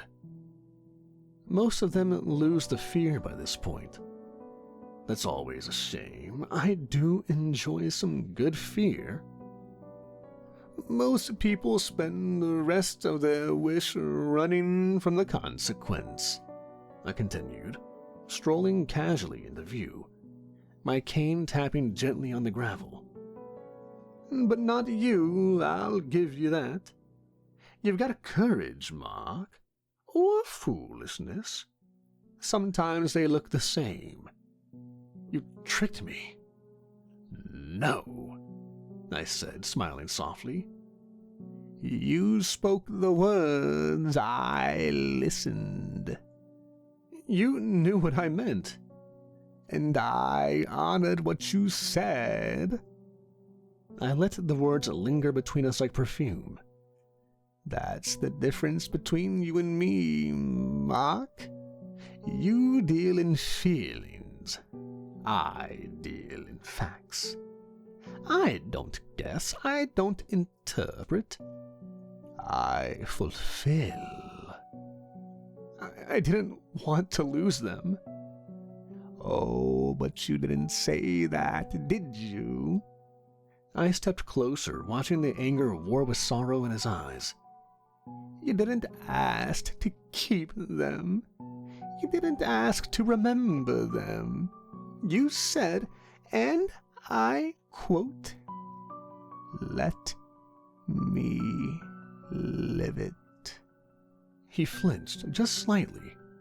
That's when I knew the knife had touched something soft.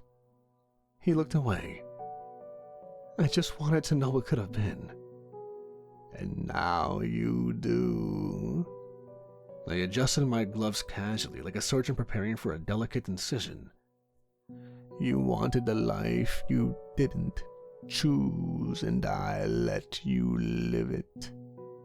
You wanted the road not taken, so I paved it beneath your feet. I didn't want this. I circled him as the stars watched in their cold indifference. Oh, but you did. You craved this. You don't remember how it felt that night, how sharp the longing was. It's easy to lie to yourself after the fact. Regret is always loudest at the end of a bad story. But I was there at the beginning. I heard the music behind your eyes when you made your wish. You knew I'd suffer. I suspected, but suffering is never my intent. Suffering is the price of awareness. I give people exactly what they ask for, and if it hurts, it's only because the truth often does. Why do you do this?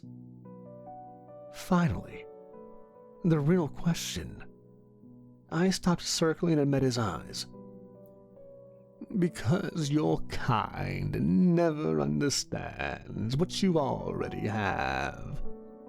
You are a species addicted to elsewhere. You chase futures, romanticize past, and sabotage the present with your endless what-ifs. I give you one thing the universe never does. What? Closure. He stared, silent. I stepped closer. You are the one who asked for the other life, and now you know it. You tasted it, lived it, and still you yearn for the one you gave up? That's not my cruelty, Mark. That's your nature. Please give me a way back. I tilted my head. You think I'm a god. I'm not. Please. No. Why? Because the rule is what makes the deal sacred. You think pain makes a wish invalid? You think regret entitles you to a refund? No, Mark. You knew the cost, you just didn't ask the price. Here's the truth no one dares say out loud. You could still be happy. Here, in this version. You could marry again, start over. Find something new and different. Not what you lost, but something real. But you won't. Why? Because, again, it's your nature. You've tasted meaning, and anything less tastes like ash. Do you feel anything? I turned, and for the first time I let him see it. Just a glimpse. A flicker behind my smile. A shadow that didn't move with the wind. I feel everything, Mark. Every time. That's what makes me better than you. I adjusted my hat, stepped into the dark, and was gone. Just like that. Leaving only silence and starlight, and a man kneeling at the intersection of what he wanted and what he lost. And from the shadows, he heard my laugh.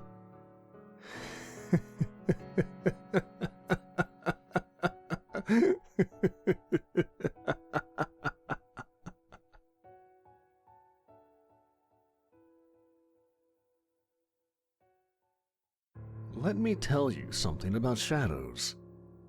They are older than fire, quieter than bone, more patient than the stars. You can learn a great deal from them, if you know how to listen. Most don't, of course. They rush through life, noisy and bright, terrified of what darkness might stay back. But me, I live in the places you look away from. And in those places, I watch you. I have a room, you see. A little realm tucked between seconds, pressed flat between the folds of light and time. There is no door, no threshold. No living soul has ever entered it, though many have felt it at their back. It's not a throne room, though I sit at its center. It's not a prison, though no one ever leaves. It is everything and nothing all at once. The walls shift depending on my mood. Tonight they are obsidian and breath, pulsing with dull embers. At times they resemble velvet, or mirrors, or sometimes they look like the dreams of the dying. I change them on a whim. After all, eternity is long and one must decorate. In this room float my orbs, hundreds of them, thousands. Each one a memory, a deal, a life twisted into exquisite ruin. I call them by name, I polish them like heirlooms. This one, a Wall Street shark who asked to never feel fear again. I took his fear from him and left him reckless. He jumped from a penthouse window trying to fly. Ah, that one. A woman who begged for eternal beauty. She got it. Unchanging and perfect. Her lovers aged. Her children withered. And now she walks through cities a stranger to time. Untouched, unwanted, and unseen. Ah, and this one.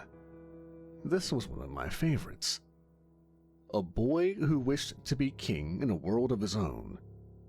He woke up alone in a kingdom of mannequins, every face smiling and alive. He lasted 3 months before he began talking to the walls. I keep them all here, my glass reliquary of regret. They shimmer, they sing, a gallery of human hubris, each one a testament to how easily I can crack the spine of desire and bend it into a dagger. And they all ask for it. They always ask. That's what I love the most. I never force anyone. I don't steal, I don't cheat, I don't twist. I grant. Faithfully, fully. I hold up my end. Every single time. You people never realize how easy it is to destroy yourselves. All I do is open the door. You run through it, I just lock it behind you. I am the Dealmaker, the gentleman of the crossroads, the whisper in the wanting, the stillness between heartbeats of desire. And I am very, very good at what I do. Except, of course, for the times I'm not. Yes, there have been a few. Not many. Not nearly enough to shame me, you understand. But enough to sour the taste of victory when I sip it too fast. I keep those failures here too, at the back of the room. I don't polish them, I don't admire them.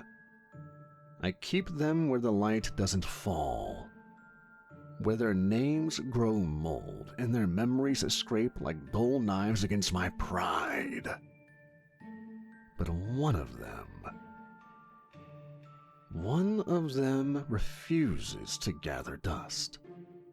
His orb sits in the center of the others. I don't know why I haven't buried it. Maybe I can't. Maybe some part of me wants to look at it. Wants to remember. Wants to remind myself that sometimes, once in an impossible while, a mortal makes a wish I cannot unmake. His name, etched into my mind like acid on ivory, is Marvin Ellis. A name so small, so unassuming, so plain. It should have disappeared like a whisper into the wind. But it didn't. Because Marvin Ellis asked for something that should have been easy to destroy and wasn't. And it burns me still.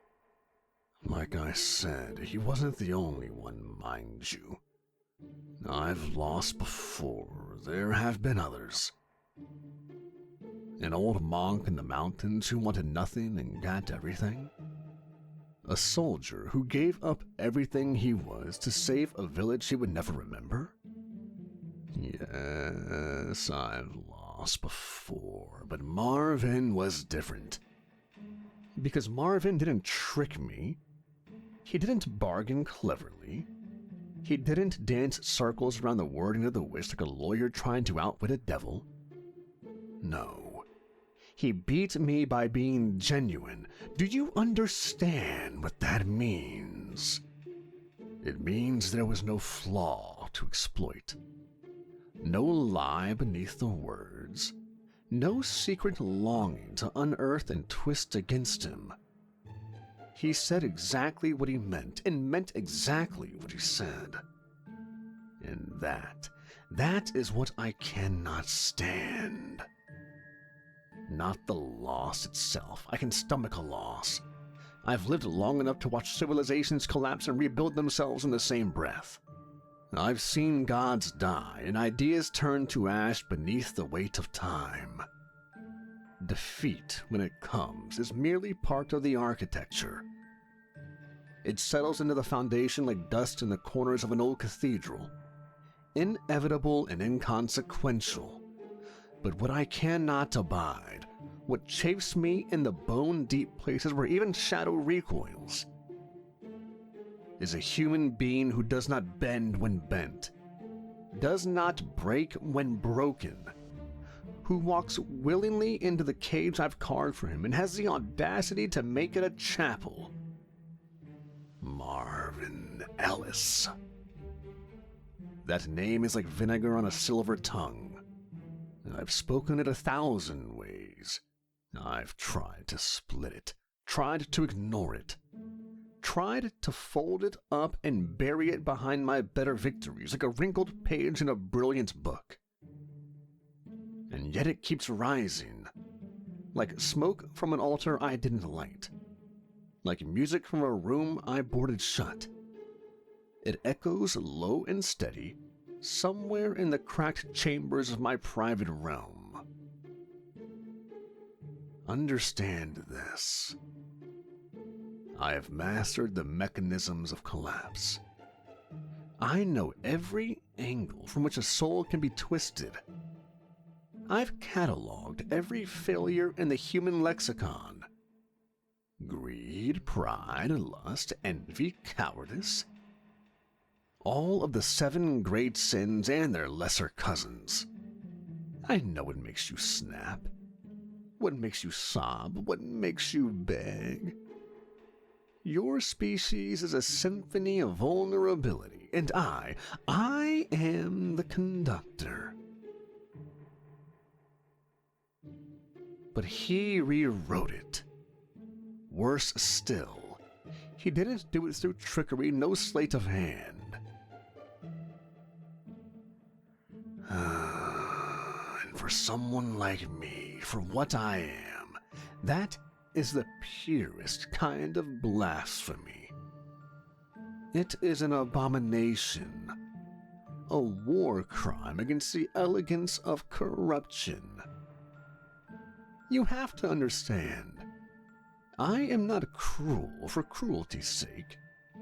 I'm a craftsman, a curator. I derive joy not from screaming or spectacle, but from the slow, methodical blooming of despair. The slow drip poison of unintended consequence. A man who gets what he asks for and learns, piece by piece, that he never understood what he wanted at all. That is my masterpiece. So when a wish lands in my hands, vague and trembling, I press it like glass. I turn it until the fracture lines show, and then, with the gentlest pressure, I push. Not out of malice, out of artistry. And they fall. They always fall. They ask to be loved, and I give them obsession. They ask for power, and I hand them isolation. They ask for immortality, and I give it to them, but it grants them loneliness so pure it hollows them from the inside out. And they crumble. But Marvin, he stood there. He looked me in the eye. I'll get there in a moment. And so I sit here now in this chamber of mine, surrounded by my reliquary of ruin, each orb gleaming with the soft, broken light of a life made monstrous through wishful thinking, and in the center of it all, nestled like a pearl in rot, is his. A sphere that will not dull, a life that will not break, a name I cannot forget. Damn him. Damn his soft voice and his empty pockets. Damn his gentle heart and his stubborn quiet. Damn the way he made me look at myself, if only for a moment, and wonder if perhaps this one time the game had not been mine. But no, this is not over. Let me tell you what happened. Let me tell you how I tried. Let me tell you what I gave him, and why I thought it would break him. Let me tell you how wrong I was. And now,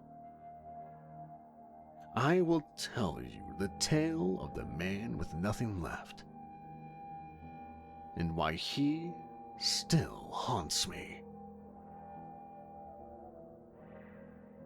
Hospitals, I must admit, are not my preferred stage. They're too sterile, too saturated with false hope and flickering lights. The sort of place that already stinks of death without the elegance of finality. There's nothing dramatic in an IV drip or the quiet hiss of a respirator. No poetry in antiseptic wipes. Still, I find myself called here more often than one might think. Humans like to wait until the curtain is halfway down before they start reconsidering the performance. Desperation, after all, is most potent in the hours before dawn.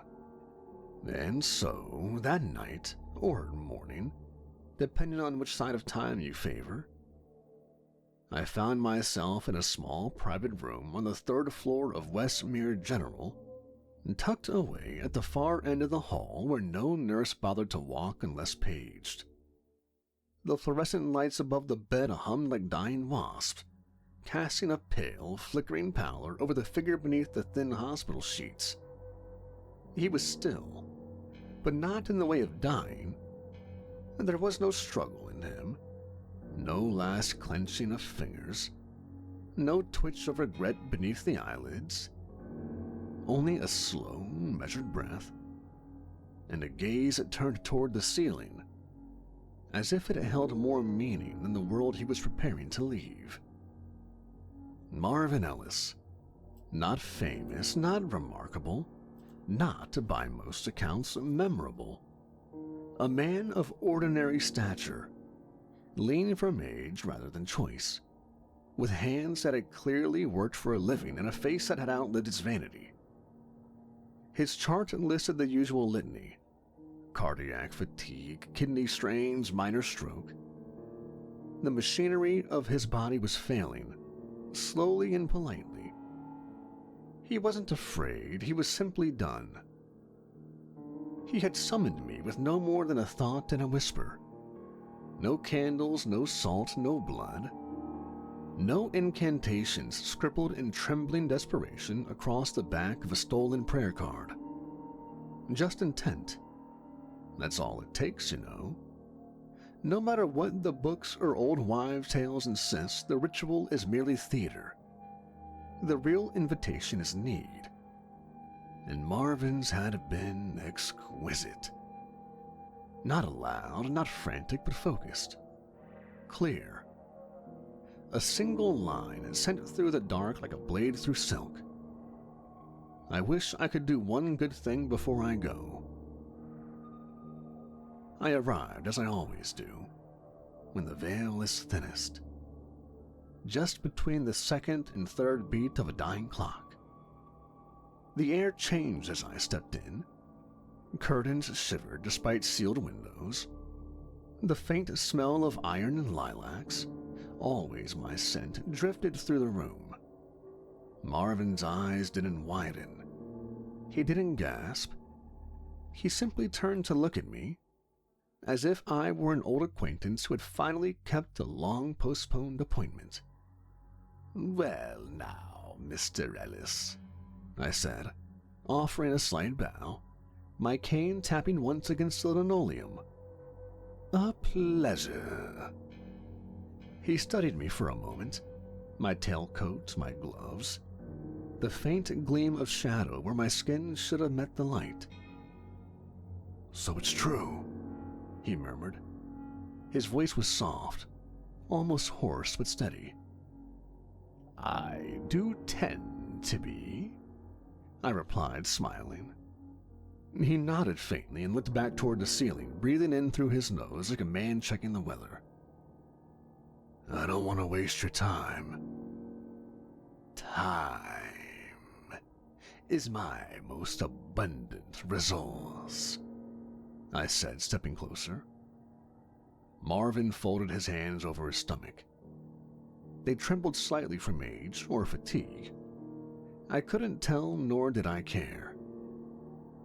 "I've made enough messes in this life. I'm not asking for forgiveness. Just one clean thing, one right thing before I go." I tilted my head, amused. You'd be amazed how few people ask for that. Most beg for youth, riches, immortality, to be loved, feared, remembered. Shall I tempt you with a second life, unburdened and fresh? You could write a book, climb a mountain, buy an island. Marvin shook his head. "No, just something good." The elegance of it staggered me. Humans, for all their poetic inclinations, rarely give voice to desires so broadly drawn. There is always fine print, always subtext. But here, in this room thick with the scent of bleach and old plastic, a man had placed in my hands a request as simple and directionless as any I had ever heard. And that made it powerful, dangerous even, because a wish like that can be anything, and I have never been able to resist playing with anything. Something good. Delicious ambiguity. So much room to explore, so many angles to consider. You should be careful, Mr. Ellis. A man might find himself doing good for people who never deserved it. Maybe that's what good means. Doing it anyway. I wanted to laugh. I wanted to reach across the veil of that moment and drag him down into the fire of his own contradiction. But I kept my composure, adjusted the line of my collar, and tapped my cane once more. Very well. A chance, then, to do something good.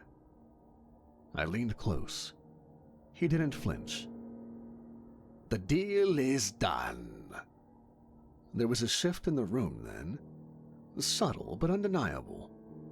The walls seemed to stretch, as if inhaling. The shadows on the ceiling rearranged themselves into crooked hands and curious eyes. The heart monitor didn't spike, didn't dip, just stuttered once, almost politely. The curtains billowed as though caught in a storm from another world, though the window remained shut and the night outside was still. Marvin gasped, not in pain, not in fear, but in awe. The breath left his lungs as if carried away by something older than air. His body stiffened beneath the sheets, the color draining not from illness, but from absence. And in that moment I pulled him free. Not entirely, not the flesh, but the soul, the essence, the pulse of who he was. I took it, slipped it from its failing shell like a bookmark from the end of a long story. He would not die, not yet. That was not what he asked for. He would be moved, placed. I had just the life waiting, a shell built just for him. 72 years old, no family, no assets, no recognition, no expectations. A ghost among the living. A body made to vanish. A perfect vessel for a man who asked for something as foolish as virtue. And so I sent him, not with ceremony, not with cruelty, just quietly, as he had asked. I left the hospital room without a sound. Nurses passed me in the corridor, none the wiser. Marvin's old body remained behind, inert, empty but not quite dead. A coma would do for the time being. Doctors would shrug and murmur something about a sudden turn. They wouldn't question it, they never do. And far away, in another place, the new Marvin Ellis would open his eyes into a life designed unto him. Or so I thought. Let the game begin.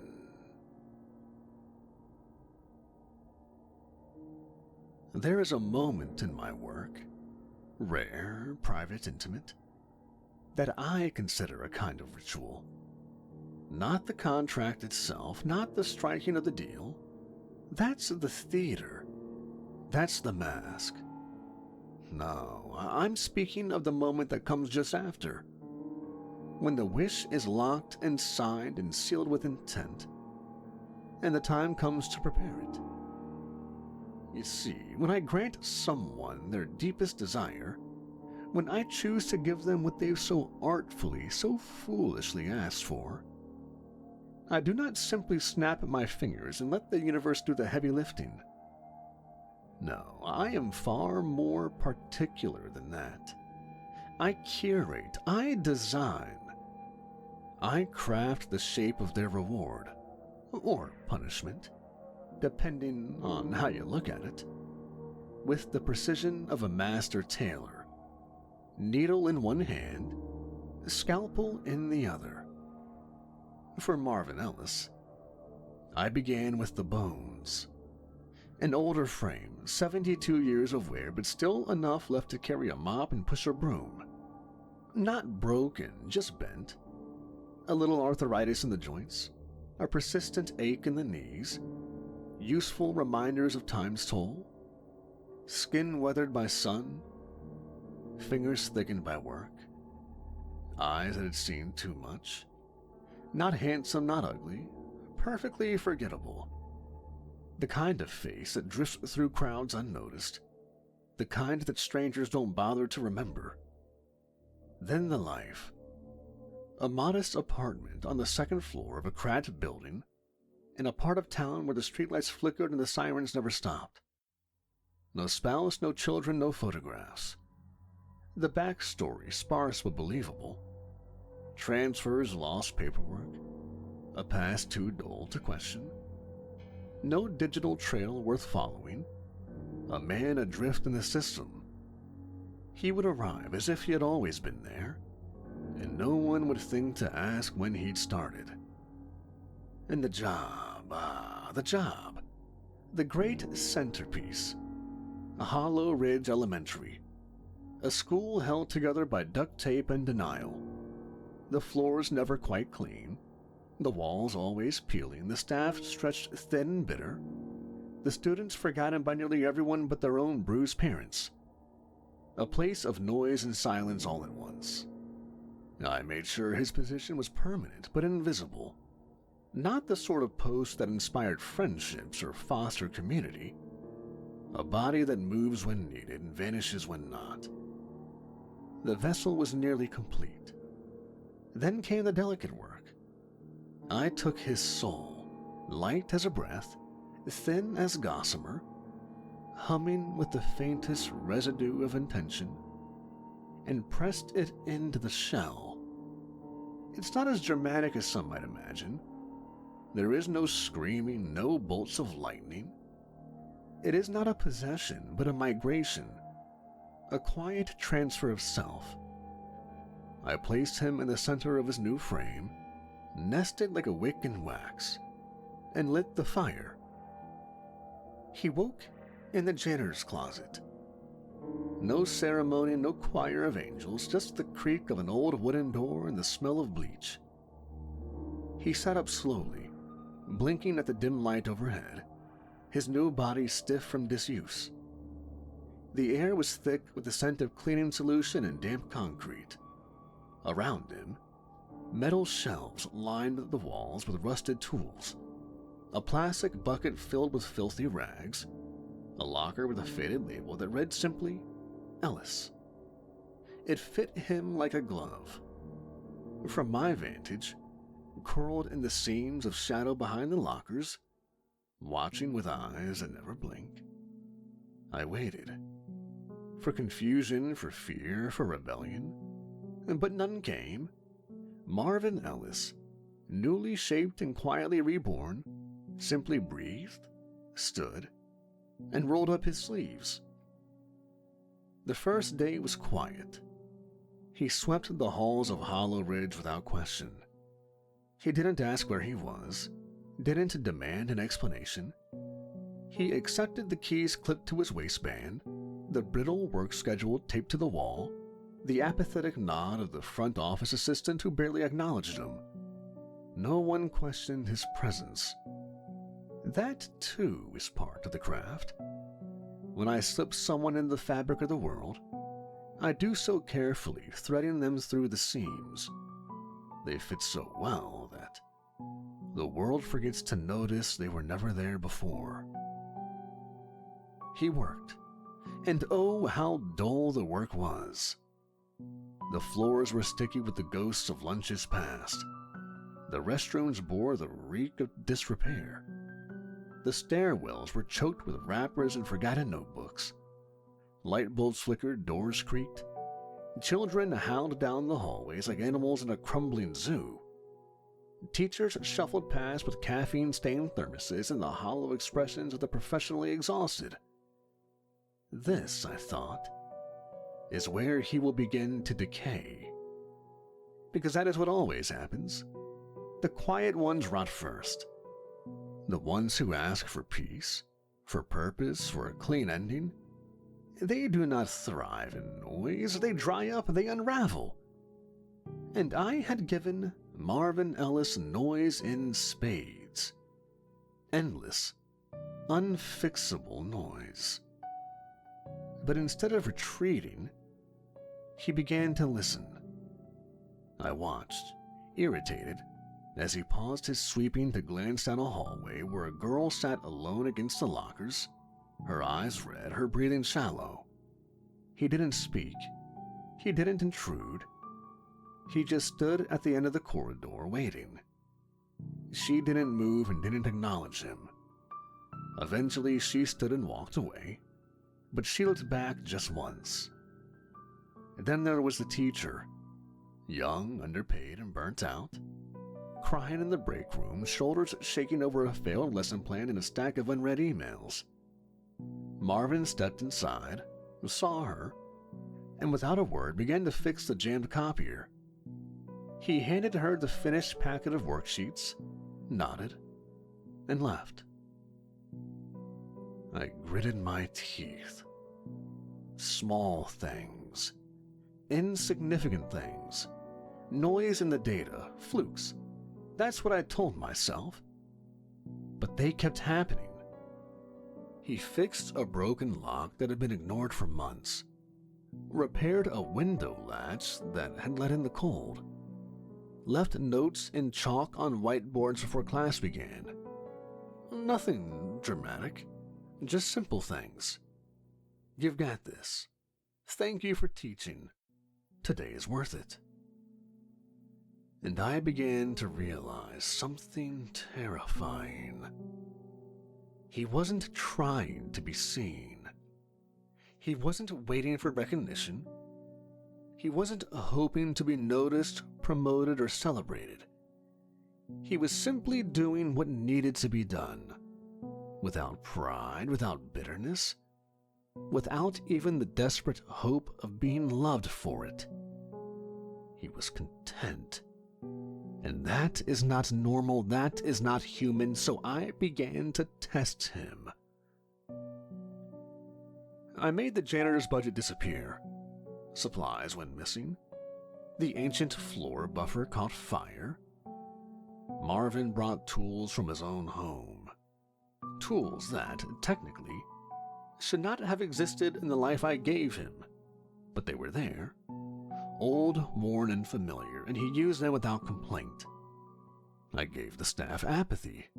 I gave the students aggression. I let the pipes burst and the heat fail. He mopped the water, wore gloves against the cold, hummed a tune I couldn't place as he worked late into the night. He should have been broken. This is the point in most stories where the soul begins to strain, where even the most stubborn among them begins to curse my name in the dark. But Marvin didn't rage, he didn't cry, he didn't kneel. He planted a garden. A strip of dirt behind the cafeteria, choked with garbage and weeds. I'd seen it a dozen times. No one touched it, no one cared. But one afternoon, after the final bell rang and the flood of children had poured back into the streets, Marvin knelt and began to clear it out.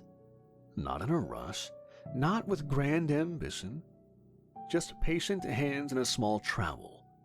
The next day he returned, and the next, and a teacher asked him what he was doing. He shrugged. "Something good," he said. I wanted to scream. Instead, I watched. The garden would not grow. I made sure of that. Salted the soil beneath it with spiritual rot. But still he came. He watered it, turned the soil, and waited. And one morning, a sprout. A single green thing curling defiantly toward the light. And I knew, with the kind of certainty that lives beneath itself, that something was wrong. Something fundamental. This was not going the way it was supposed to. And Marvin Ellis was not who I thought he was. It began with the smallest crack, a whisper in the machine, the kind of tiny anomaly that most would ignore, a child smiling where they should have been bitter, a hallway painted without request, a thank you note scrawled into the crayon on the back of a detention slip. At first, I chalked it up to novelty. The world loves its novelties. Even decay takes time to sink in. And Marvin had not truly tasted the rot I designed for him. Give it another week. Give it 2. Let the late nights and early mornings grind him down. Let the thankless labor wear through the soles of his soul. He would crack like all the others. It was only a matter of pressure. But Marvin didn't crack. He smiled. Not brightly, not performatively, just gently. The way someone might smile at a bird returning to a winter tree. He went about his work with the kind of grace I hadn't seen in centuries. He swept, he mended, he planted, he listened. And the world, my world, began to bend around him. I retaliated with bureaucracy. I'm quite good at it. I erased his pay from the books, ensured his direct deposit failed. He worked for weeks without noticing. When the school secretary finally apologized and offered to fix it, he shrugged and said it must have been a mistake filling out the forms. He wasn't even angry. I then orchestrated a fire in the cafeteria. Nothing serious. Just enough smoke and noise to kill morale. Marvin organized a cleanup before the trucks even finished their report. I scorched the garden again with something far older than salt. A rot that should have strangled every root, turned the soil to ash.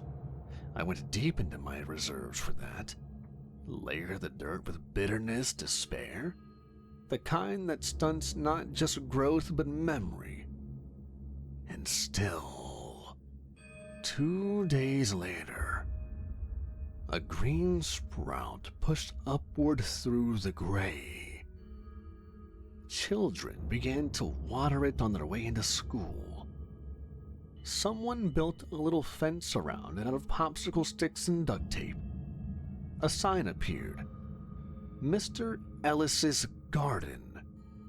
I made the pipes burst in winter. He brought wrenches. I made the electricity go. He found flashlights. I seated the students with anger, chaos, and home troubles too vile to speak aloud. He stood outside the principal's office each and every time a child broke down. Said nothing sometimes, just waited. And sometimes they cried into his coat and he let them. I cursed the hallway with silence. That one's a favorite of mine. You take the sound from a space and people forget how to be heard. It turns laughter sour and footsteps into accusations. But even that didn't take. Marvin painted a mural there during lunch breaks. Just a line of color at first. Then a sun, then a city skyline. Then 100 names written in child scrawl. The hallway began to sing. I returned to my realm to regroup. My precious realm, my place beyond dimension and shape. The pocket that exists between worlds that only exist because I will it to. It had always been a sanctuary. Imagine a cathedral designed by shadows.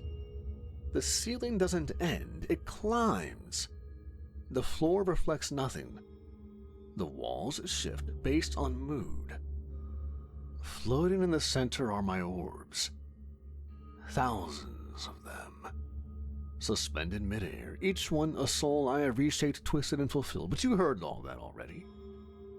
They pulse with color and motion, and if you listen closely enough, you can hear them whisper their final moments.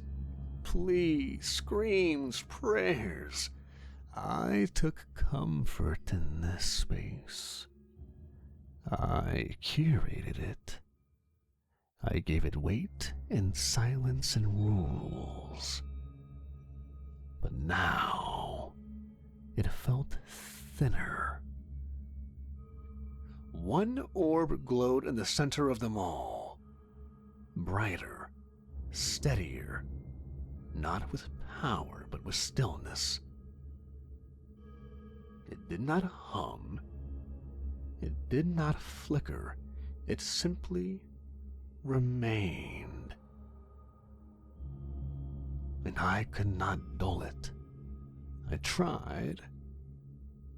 I buried it behind darker deals. I pushed other spheres in front of it. I wrapped it in shadow and silence. But it shone through, always, that damned sphere. And I found myself pacing. Me? I don't pace. I drift. I glide. I orchestrate.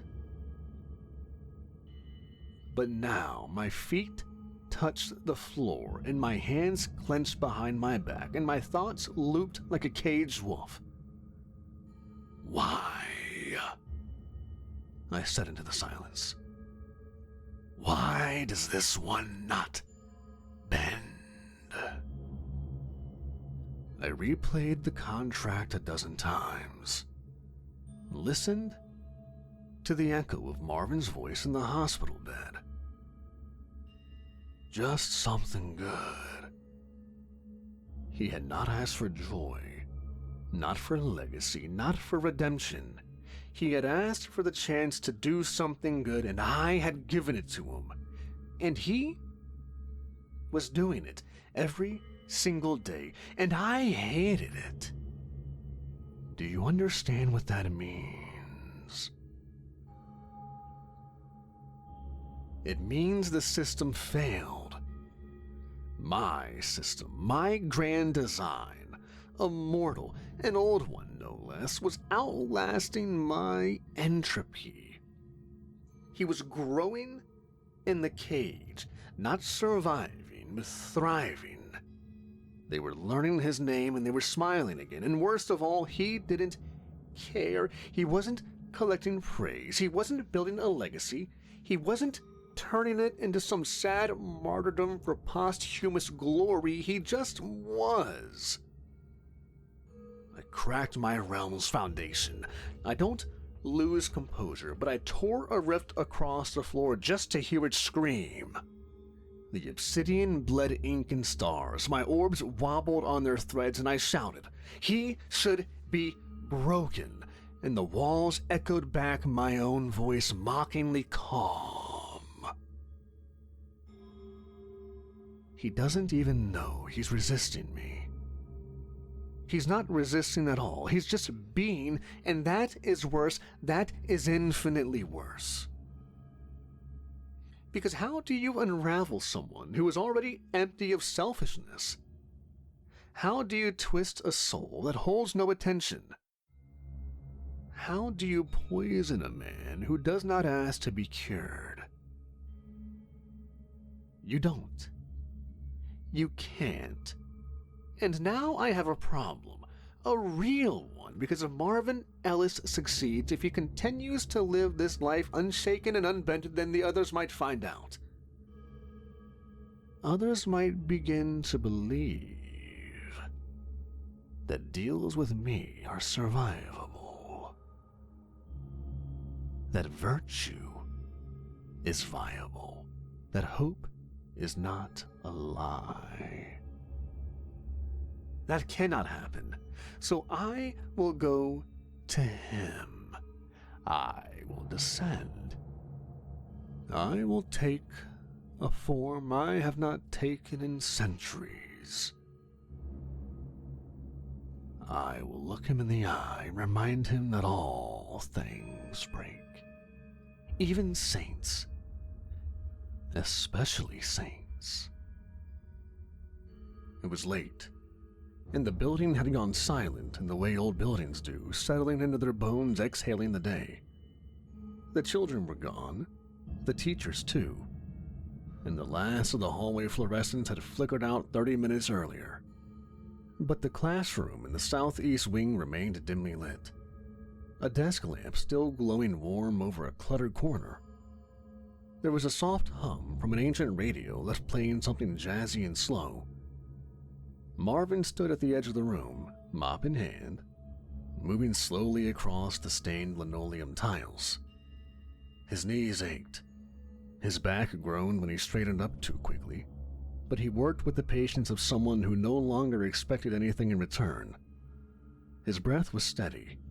His rhythm never broke.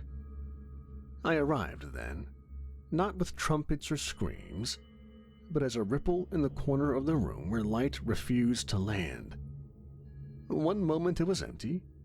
The next I was there, leaning on my cane, tipping my hat, smiling the kind of smile that usually made people freeze. Marvin didn't. He looked at me, gave a small nod, and continued mopping. "You've done well for yourself, Mr. Ellis," I said, letting my voice curl at the edges, smooth and dark like the shadow of a blade. "Really made something of this little second act." He wrung out the mop in the old orange bucket and looked up with a hint of curiosity, not alarm. "Didn't know you made house calls." "I don't. You're a special case." Marvin walked to the next section of floor, laid the mop down, and kept working. "Well, I hope I didn't mess anything up for you. Everything seems to be running fine from my end." The casual tone chipped at me. I stepped closer, my shoes not making a sound. "You know, when I dropped you into this life, I had such high hopes. Not for you, mind you. For the game. For the exquisite chaos I expected to unfold. You were supposed to flounder. You were supposed to resent me. Beg for something better. You gave me such beautiful ambiguity, Marvin. Let me do something good. That's practically a buffet. But here you are, sweeping floors like it's a calling. I'm not pretending it's grand. It just matters, at least to me," Marvin said without looking at me. "And that's the problem," I hissed, sharper than I intended. I pulled myself back in check, adjusting my gloves. "You could have asked for legacy, for a parade. You could have ended your life with fanfare. But instead, you mopped the halls of a dying school like some kind of self-flagellating monk." He stopped then, leaning on the mop handle, eyes on me. "I didn't want a parade.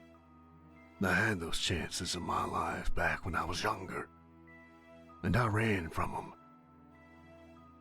All I wanted this time was a clean slate. A chance to do one right thing without messing up." "You call this right?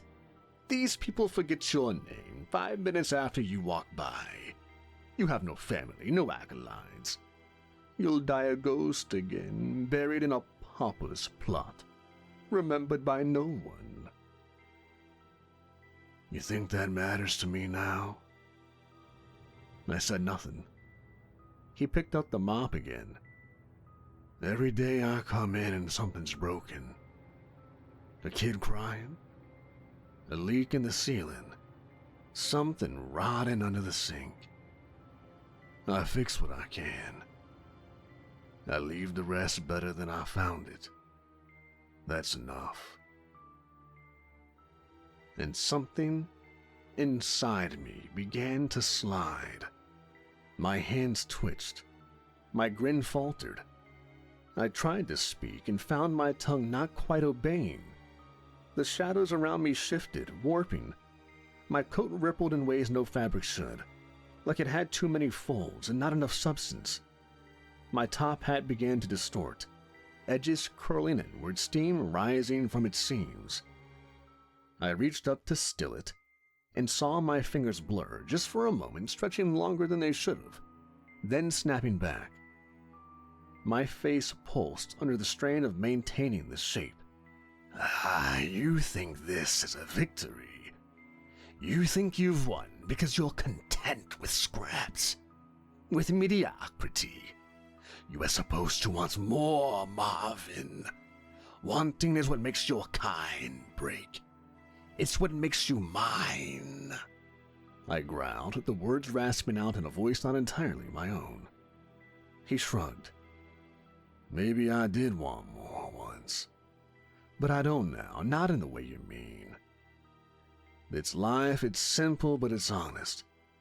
Every good thing I do, I get to watch it ripple. That kid that used to punch holes in lockers? He asked if he could help me with the garden last week. That teacher who cried after every staff meeting from anxiety. She started a reading club for the kids who need a place to go after school. This place is changing. The shadows around me boiled. My form slipped again. My smile turned glassy and fractured. My voice splintered into several, overlapping itself, past deals echoing in every syllable, desperate pleas, sobbing regret, 100 broken oaths whispering like wind through shattered glass. My coat writhed, folding inward, a mass of darkness with no edges. I clenched my jaw, or the shape that passed for it, and took a step forward. The tiles in beneath me cracked. You do not get to win. You do not walk into my realm of consequence and survive it untouched. You are supposed to fall apart. You are supposed to regret. Marvin didn't flinch. He met my eyes, though they were flickering, multiplying, vanishing, and simply said, "But I don't." The sentence hung there like a bell in a cathedral, clean, echoing, and unshakable. And something in me recoiled, not in pain, but in recognition. He wasn't resisting me. He hadn't built walls or sharpened weapons or hidden his heart. He simply didn't need anything that I could take from him. He had no illusions to break, no ambition to distort, no ego to inflate. He wasn't trying to beat me, he just was. I couldn't reach him, I couldn't touch him, I could only watch him endure. The shadow snapped inward. I turned sharply and nearly staggered, and vanished into the space between a breath and a blink, leaving the classroom silent again. Marvin stood still for a moment, then dipped the mop back into the bucket, wrung it out, and returned to work. Outside, beneath the dim glow of a cracked street lamp, the garden bloomed. I didn't speak to Marvin again, not once in the remaining years he had left. I didn't taunt him. I didn't whisper to him in dreams. I didn't send any more cracks into his little world. I didn't need to. At least, that's what I told myself. I had already given him a curse, in a sense, hadn't I? Even if he didn't see it that way. An old man's broken body, borrowed, fading day by day. A life of invisibility, a job for which no one says thank you, not properly. He was supposed to wither in that shadow of that silence. And so, when I returned to my realm, burned from that classroom like a storm retreating behind the clouds, I swore I'd forget him. Let the vessel decay, let the garden die, let the memory of Marvin Ellis fade like chalk on a wet sidewalk. But I didn't forget. No, I watched. From every shadow that knew his name, I watched. From behind mirrors in the faculty lounge, from the corner of the gymnasium where the lights flickered, from the little wedge of space beneath the boiler room where even the rats wouldn't sleep, I was there. I told myself it was research, observation, and surely it couldn't be obsession. But I returned night after night, year after year, and I watched Marvin Ellis refuse to die because he wanted to do something good with every breath he had been given. He lived 8 more years in the vessel I made for him. 8 quiet, steady years. 8 glorious years, if you had the stomach to call them that. The garden, the one I had salted and hexed and cursed with the kind of rot that should have driven worms from the earth time and time again, flourished. Not overnight. Slowly. First, it was a cluster of daffodils and strawberries, then snap peas, then tomatoes and busted plastic planters. Teachers donated seedlings. Students painted signs. One even wrote a poem. Marvin, with his aching knees and swollen knuckles, was always out there before the bell rang, wiping dirt from the base of the watering can, digging with a thrift store trowel like he was trying to make the world a little deeper. And somehow, impossibly, they noticed. They started waving to him in the mornings. One teacher began bringing him a coffee every Tuesday. The principal once called him the soul of the school during an end-of-year meeting. He was still just the janitor, still mopped the floors, still fixed the squeaky hinges. But the students began to talk about him like a fable. The quiet man who always smiled. The man who knew where every lost thing was. The man who remembered your name. And then, on a spring morning with the sun just beginning to stretch its golden fingers over the playground asphalt, he died. They found him in the garden, his hands resting in his lap, knees bent in the dirt beside a patch of mint and marigold. He was sitting against the little fence the students had built, staring towards the sky. There was no struggle, no violence, just a breath that didn't return, an old heart that had seen enough and stopped exactly when it needed to. He died alone, but not unloved. The moment he died in that garden, Marvin's original body, the one I left comatose in a sterile hospital room over a decade prior, took its final breath as well. No alarms, no doctors, just the slow sigh of a man whose soul had already found a better ending elsewhere. A nurse later told the night shift, it was like he'd been waiting for something. I watched from the shadows of the ivy as they carried his vessel away. I listened as the school fell into grief. Some students cried openly. Others carved his name into their desks. The staff didn't hold a moment of silence. They held a full assembly. The principal read a letter he had written weeks before.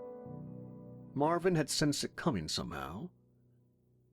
It ended with the words, "Plant something, water it, come back every day. That's enough." They named the garden after him, the Ellis Grove.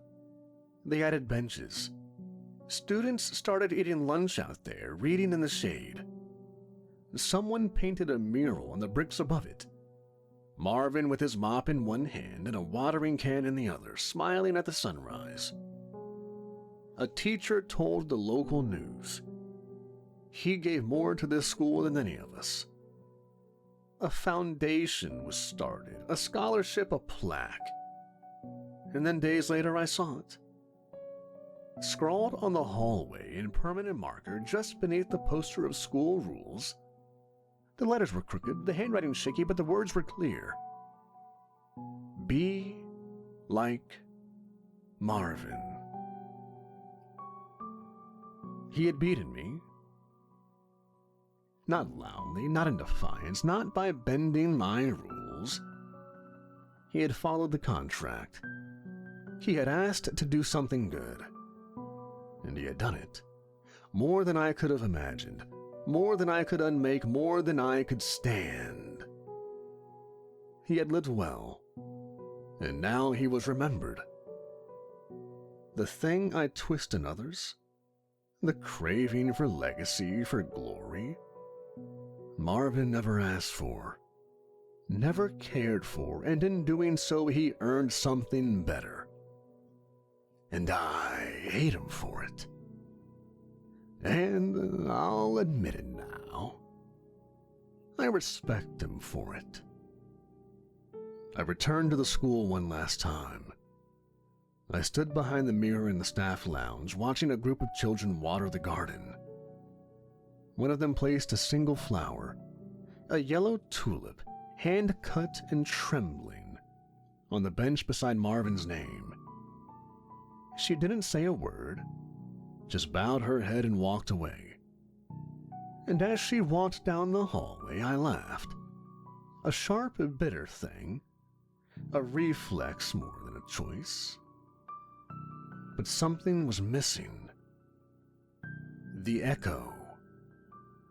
My laugh did not echo, not in the hallway, not in the rafters, not in the realm between realms. It should have.